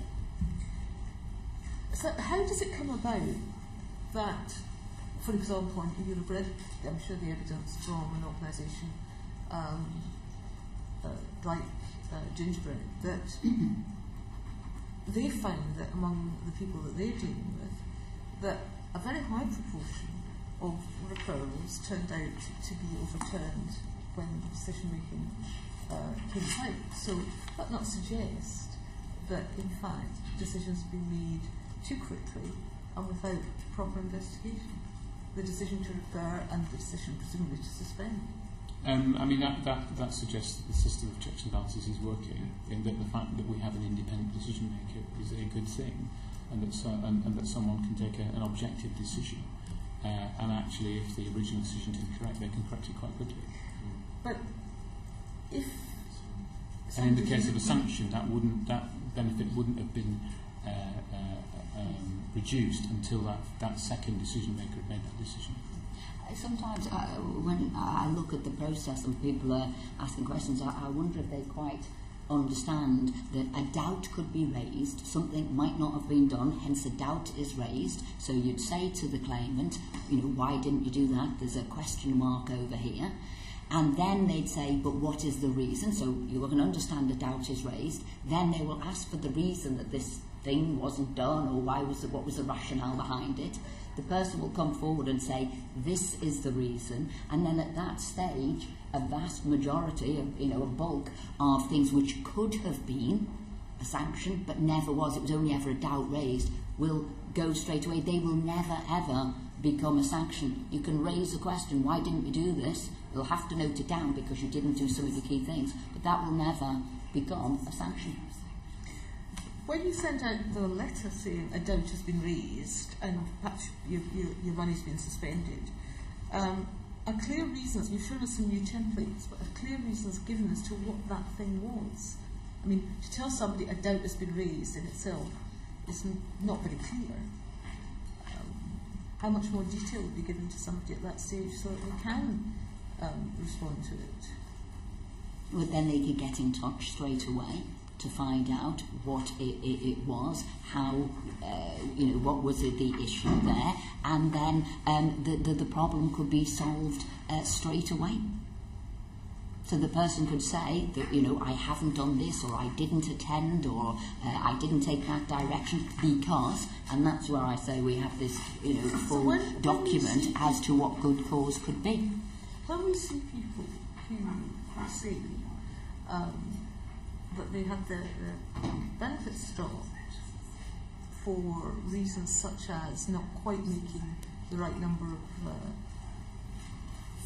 job applications, where they found we had evidence to this committee of people who hadn't been able to access a library computer over the Christmas period, so they didn't do enough job searches. Are you simply saying these things don't happen, that, you know, that people are not? I mean, I've had constituents whose money was stopped because they arrived late for an appointment on an occasion when buses were clearly running late. There was a particular problem with a traffic accident. You say these things don't happen because what you're describing would suggest that these should never happen, because it should have been possible for someone who turned up late to be able to say, well, this is why I've turned up late, and for that to be accepted. But in fact, they had their money stopped. So, well, I don't know about those individual cases, but what I do know, clearly set out in guidance, there would be, for many of these things that seemed reasonable, that would seem reasonable to the advisor, if that was good cause, then there wouldn't be a sanction. And there are a whole host of things here you want to that would say, you know, that it could be a funeral, it could be an upset, it could be an incident like that. So you do have to take it in its round. And as I said, there is a thick document for guidance of things that would be permissible. But does it sound reasonable that that could have happened? Then that would be good reason.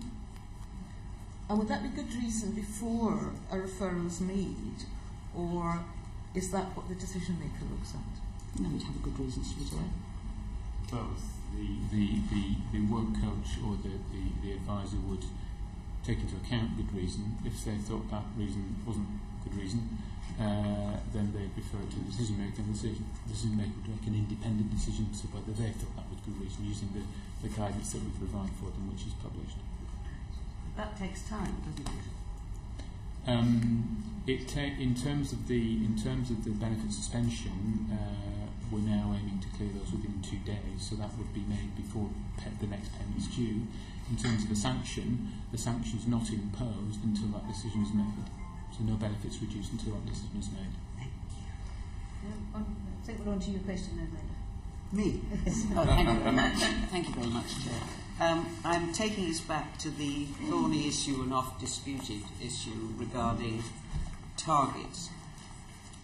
The PCS Union told us that senior DWP officials had set an 80% target for adverse sanction decisions. The Union further sent us a copy of a letter dated the 1st of July 2013 from the then DWP Directors of Work Services and Benefits, Neil Cooling and Jason Feely, which states, and I am quoting, that they had jointly agreed a target of raising the adverse decision rate to 80%. Was that target set by ministers? Were they aware that this target had been set?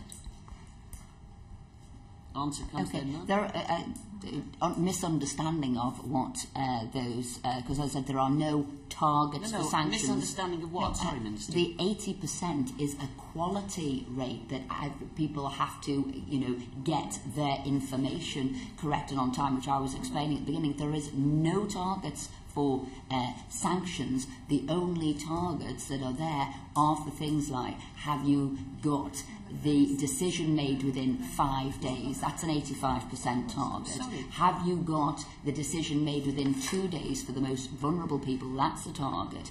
And the 80% is a quality rate. I'm correct on that, aren't I, President?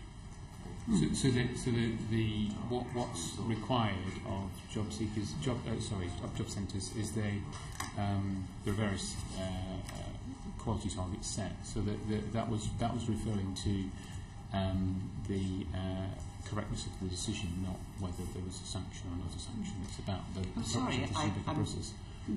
I can't believe that the directors in DWP don't speak, understand or write English, but I'm having grave difficulty as someone who does write and speak English to understand the answer. The line in the letter said that it had been agreed a target of raising the quality. No, the adverse decision rate. That all comes together. Nothing about checking out the efficacy of any system. It's very specific. The adverse decision rate to 80%. Now, what is So having the same letter in front of me, it says making sure referrals are of a quality that decision makers understand, and categorically states there are no targets or benchmarks for the number of benefit sanctions applied. Okay. So this is the same letter that you've selectively quoted from. Well, I'll quote a little bit more for you, even though you've got it there in front of you. It was to ensure that decision makers understand the vital part a sanction can have in getting someone back to work. However, surely decision makers should focus on making correct decisions initially on the basis of law and the evidence in front of them. So even mentioning a target in that letter surely was inappropriate. No, they are bound by the law, are they not?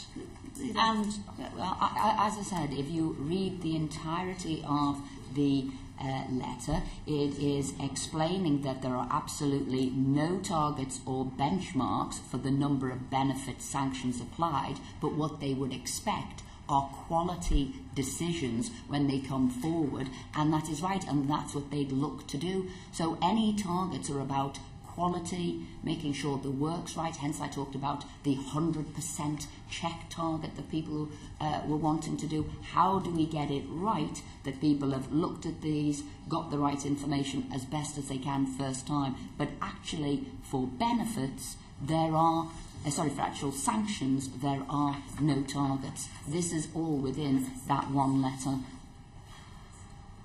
I go back to my second question, essentially, and it is around the issue of the decision-making process.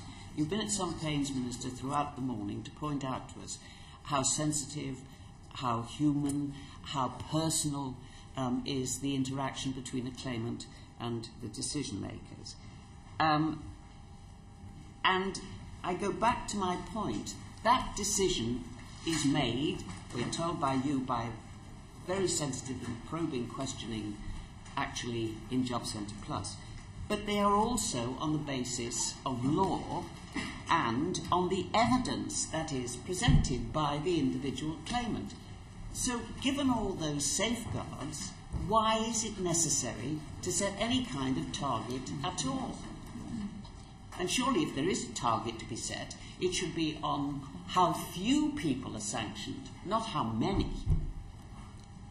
But we've said several times, there is no target on how many people are sanctioned. There is none. The only targets are to ensure that the information handed over is of a good quality. So you check that you're not getting things wrong, that things aren't coming back because there hasn't been enough information given to the decision maker. Chris, do you want to clarify that, just in case the Honourable Lady doesn't wish to accept that from me, though I couldn't have been any clearer? Oh, I think you could, but I won't Chris? go down that. No, hang on. Well, there are no targets set. The quality of decision making is monitored, and that's the important thing, to make sure that the law is applied correctly. Well, perhaps you could, if I could follow up on that specific point. I mean, Neil Cooling's report to the Secretary of State in 2013 found very large disparities in sanctioning rates between Job Centre Plus offices. For example, in Essex, sanctioning rates range from 1.6% in Witham to 12% in Rayleigh. Now, if the system is so perfect and nobody has set any targets and the evidence and the law is there in front of them, how can there be such variations? And if you accept that those variations existed, then what have you done since then to address these huge variations? Well, the way to address the variations is to make sure that everyone is applying the procedure properly, which is what the letter was about and is what the 100% checks is about, to make sure that there's consistency in the application of the law across all job centres. Variations can occur beyond that for a number of different reasons, depending on the demography of the local area. So if there are a lot of young people in a particular area, young people tend to need a bit more encouragement than others to comply with the system. So there are various issues that, in terms of the local population, that can affect the rate of compliance and therefore sanctioning. But generally, these sorts of letters and the checks that are made on job centres are to make sure that actually the law and the system is applied consistently, to make sure that there are no variations for any reason other than demography. So you find those kinds of variations that have nothing whatever to do with the individual job centre plus staff, but it is entirely due to the availability or non-availability of jobs for a particular group in a particular area. It wouldn't be to do with the availability of jobs. It would be to do with the demography of that group. But in any system which spans the country and is operated through 720 job centres, you would expect some small variation. What that letter's about and what the 100% checks is about is to make sure that we, as far as possible, make sure that everyone is applying the judgments as fairly as possible and within the law. But these are discretionary judgments in some cases, which is why we have a system of a work coach referral and then an independent decision maker. You are going to have some variation in the system. All we can do is to make sure we check that the decisions are made properly. But it would seem from the evidence we've received as a committee, the variations in the system have to do with adverse decisions, not positive decisions. I'll put it another way, the imposition of sanctions as opposed to the withholding of sanctions. Are you looking at I'm anything? not sure you've got the counterfactual to that, No. have you? Nor have you, if what I've understood has been said this morning. But what we know is that, as the Minister said, that the vast majority of people comply and then move into, or benefit, and most of them move into work. Yes, which some of us would contest as a fact. We're talking about the imposition of sanctions, which have become progressively more punitive. And what I'm asking you is, why does there seem to be a push at the number of adverse sanctions that will be acceptable, and yet there seems to be no equivalent system of examining, of ensuring less sanctions being imposed? If the system is so great, which you've been telling us this morning, I still don't understand why so many sanctions are being imposed. But we've explained very clearly that there are neither targets imposed, and that the vast majority of people do work within the system and won't get sanctioned. And I know the Honourable Lady doesn't wish to hear that, whether it was from my good self or whether it was from Chris here, the director at DWP. But those are the reasons, and that is the rationale.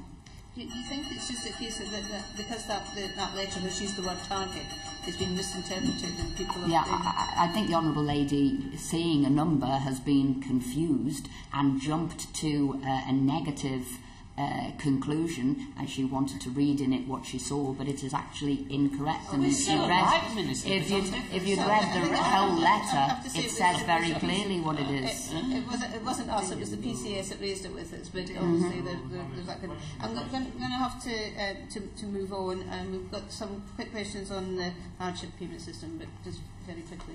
Yes. The DWP hardship system is meant to alleviate those that have been sanctioned and those that experience financial hardship most severely. But several witnesses have said that this is actually failing, predominantly because it's not actually available until the 15th day of the sanction. So my question is, why is it left till such a late time? And why can't, for example, the system where if you are able to prove that you are in a particular financial circumstance, it can be instigated from day one? Can that not be a general position? Again, that information is correct there, that if you were an ESA claimant, a vulnerable claimant, you would get the hardship immediately. It's actually, as I understand, it's JSA hardship payments, which if you can... then you said then separate the two out. Yeah. And then you would get them, but you would have your 2-week period of sanction that would be taken at the beginning there. But for those people who are on ESA that we talked about, who are the most vulnerable, they would get their hardship payment immediately. So you're saying that it's acceptable that people on GSA would have to wait for 2 weeks, potentially without any money at all? That would be their sanction period. So the hardship payment system doesn't exist for people on GSA? It does exist, and they would get their hardship payment, but because they have undergone a sanction, that is what they have not adhered to the contract between what they're meant to do for their benefit. That is their period of sanction. So that means they have no source of money for 15 days? What it says is that is the sanction. Like anything that you have a system and there is a penalty within that system, that is there. And that is why we work very closely with people right from the beginning, so they know what is expected of them, so they know that should they get a penalty, this is what happened. And by the way, this has always been the case. The Honourable Lady must know that pre-2012, pre-2010, sanctions and penalties were there. Okay. Can I ask, in response to a parliamentary question about the number of hardship payments that have been made in the last 12 months, the department provided figures for only 2011-12. Can you provide those figures for subsequent years? And can you also provide the number of hardship payments that have been made specifically in relation to benefit for sanctions, please? Those will be getting published in May, I'm right in saying, May this year, the next set of hardship payments. You're not able to provide an interim figure? No, we have to make sure that they are correct and have gone through all the right channels to be correct, because when we put them out they have to be right, and that will be the next date for publication. Can I ask why you were only able to provide figures up to 2011-12? Because they are, like every set of figures, come out afterwards once they've been analysed and monitored, and that's roughly where you'll get them coming out, and that's the time frame to which they've been done. That's how you get stat releases. It does, in light of the other issues around data availability, it does put a question about your department being able to provide reliable and timely data. No, it doesn't. This department does reliable, which is key, and timely data, and that's the way they come out. That's how they come out. We haven't routinely published hardship statistics, and we published the overall statistics on sanctions. What we're planning to do is publish hardship statistics, and so we're now, having gathered the statistics, we're going through various validation processes to make sure they're absolutely correct. So and then we will publish them. Thank you. So the computer systems that are able to provide reliable information for us cannot provide timely information about hardship payments. That's, if we're looking at the real issues here, which are government saying that everything is fine, this system is working, it's getting people into it, well, contrary to all the evidence that is being provided elsewhere. This is yet another example of where the emphasis and focus is. It is about punishment, disregarding or not having as a priority the importance of people that are in real financial hardship being able to access money so that they can live, the basics for them to enable them to live. The Honourable Lady says, contrary to all evidence, well, we don't know, it's very selective evidence, and actually the evidence that we do know is, again, the vast majority of people work with the system. Very few people get sanctioned and people get into work, and that are the independent statistics that are coming forward. This government is incredibly transparent, giving the information out, following through, coming obviously, which is only right, before the select committee to answer questions. all evidence to the contrary, Minister, and people will be able to see for themselves. Can I just be clear? In the answer to the question on hardship parents, there seemed to be a suggestion. You said that if it was ESA that the claimant was on, then the hardship payments were automatic. Now, is it not the case that they still have to apply? They have to know about them and they have to apply. It's just that it would be a bit quicker than it would be for GSA, but they still have to go through that bureaucratic process. Yes, and then we do again as best we can the communications about hardship payments. People would know about that up front, and again following the Oakley review we extended all of that communication so people would know. Yes. I think that's been the problem that sometimes people don't know. Evidence from for example, from someone from advice agencies only about 2 or 3 weeks ago, saying that people were still not routinely being told about hardship payments. Well, they are routinely told about them. They're told about them as soon as they would need it. It is up on the website. We make sure that people would know about hardship payments. That's right. The advice agency worker who was here was wrong. Well, I have to say then, yes, because we make sure that we give that information out, and following the Oakley review, maybe their information was out of date, but following the Oakley review, we've expanded that information. Just because you want it to happen doesn't mean it is happening, and certainly my own constituency, people who, organisations running food banks and things, say that very often they are signposting people to the hardship payments, because they know about the food bank more than they know about the hardship payment. And so there is a problem, there's still, and it's persisting, because we're still getting these stories, and it's something, obviously I think you would want to take seriously, because that money is there to help the people. If they don't know about it, they're not accessing it, and there's something wrong with some of the communications. Now I know that Oakley pointed that, but it's still ongoing. Please take our word for it, it is still ongoing. Well, and that's why we are making sure, constantly as best as possible, and that's why we took forward the advice of Oakley to make sure those communications are as best as possible. So we have, and we will continue to take that on board, that those communications are key. I think Teresa's got a quick question. Yeah, Minister, you said very early on, when you talked about supporting claimants, you said if somebody gets sanctioned, it could put a flag and a warning about the vulnerability of the person, that maybe the fact they've been sanctioned is they need more support. I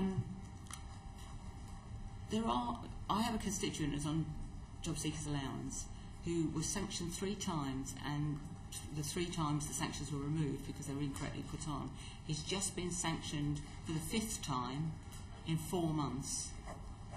Clearly, this man, if he can't fulfil his claimant commitment, isn't really ready to go to work.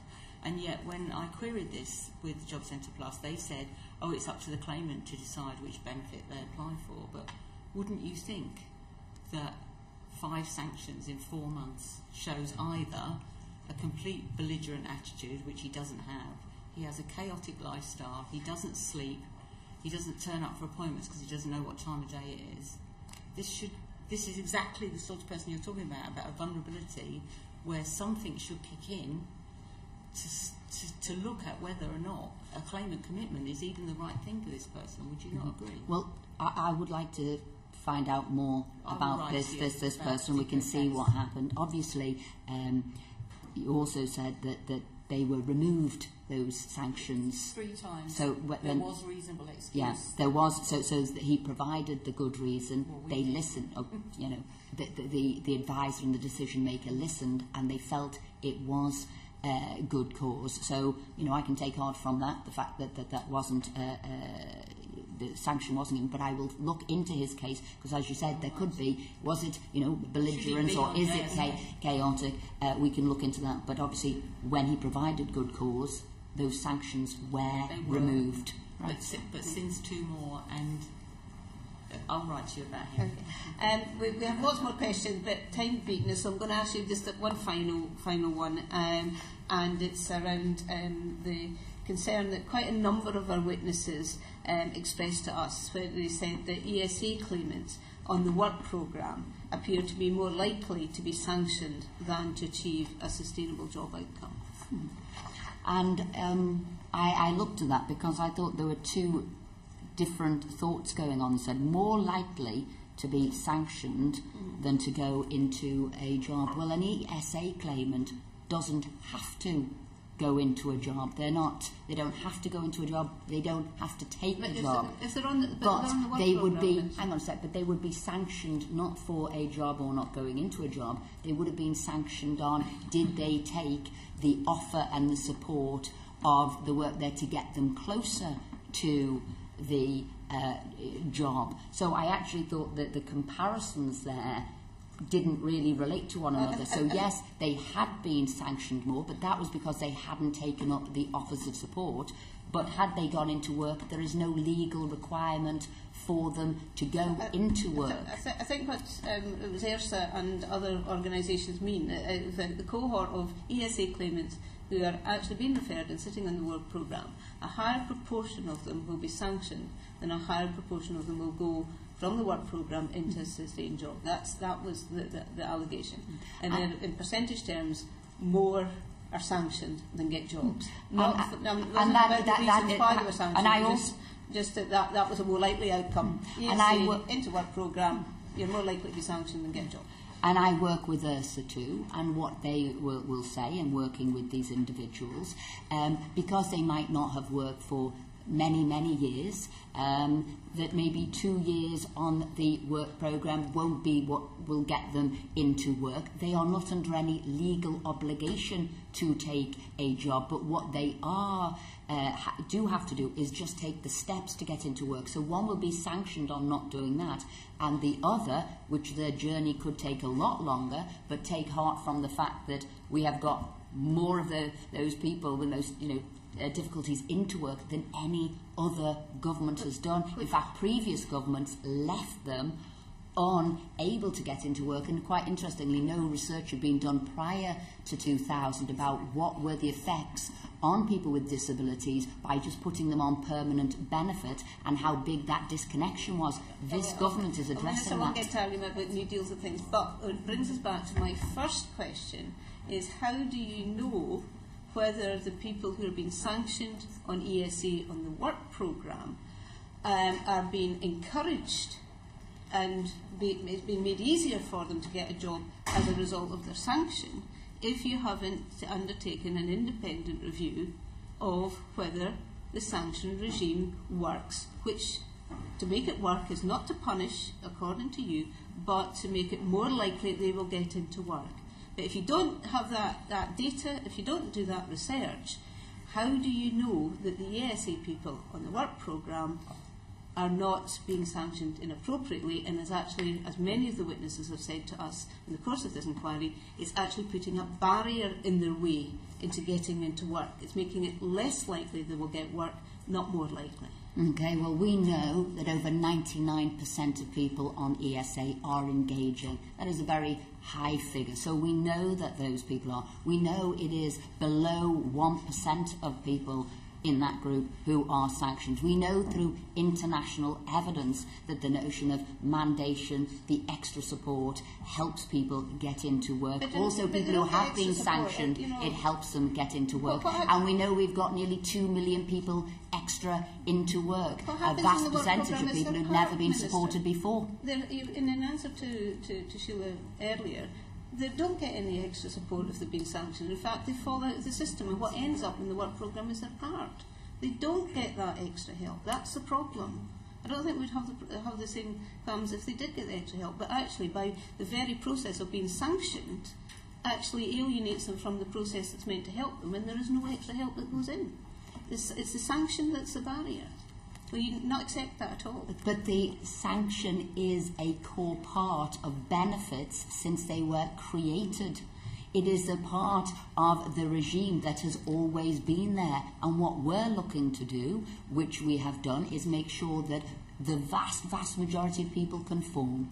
Those who don't have that deterrent there and that weren't getting people into work. But excuse me, the previous government wasn't getting the same number of people into work. In fact, they said 1 million more people would be unemployed, and there isn't. There's now nearly 2 million more, and evidence coming through, as I said, whether it's the Bank of England or the Monetary Committee, said if it weren't for the extra support and the sanctions associated with it, we would not have seen this transition of so many more people, extra people, into work. Prior to the recession, the rates of employment in this country were in fact more or less the same as they are now in terms of employment rates. So it is simply not true to say that people were not getting into employment. The thing that caused unemployment to spike was very clearly the recession. In recent years, people have got jobs. We're not denying that. So if I just follow up on that, the opposition parties say we're still in a recession and we have defied then all the odds and are getting people at the same rate into work as it was during the boom period that the lady's talking about in 2005. I am going to, I was guilty myself, but yeah, we're not going to get into the political or the party manifestos. That's going to be happening over the next few months. The next few months in the lead up to the election. But can I thank you for coming along and giving us your time this morning. Thank you. I know our questions have been robust, as you would expect, but that's our job as well, is to try and push you as much as we can. So I appreciate both you and your colleague coming along today. All the evidence that you has given will now go towards us writing a report. If you promise to send us anything, could we have that certainly by the February recess, because we are up against a time scale to get published before Parliament prorogue. So we do appreciate you coming along this morning. Thank you, and thank you for chairing it so well. Thank you.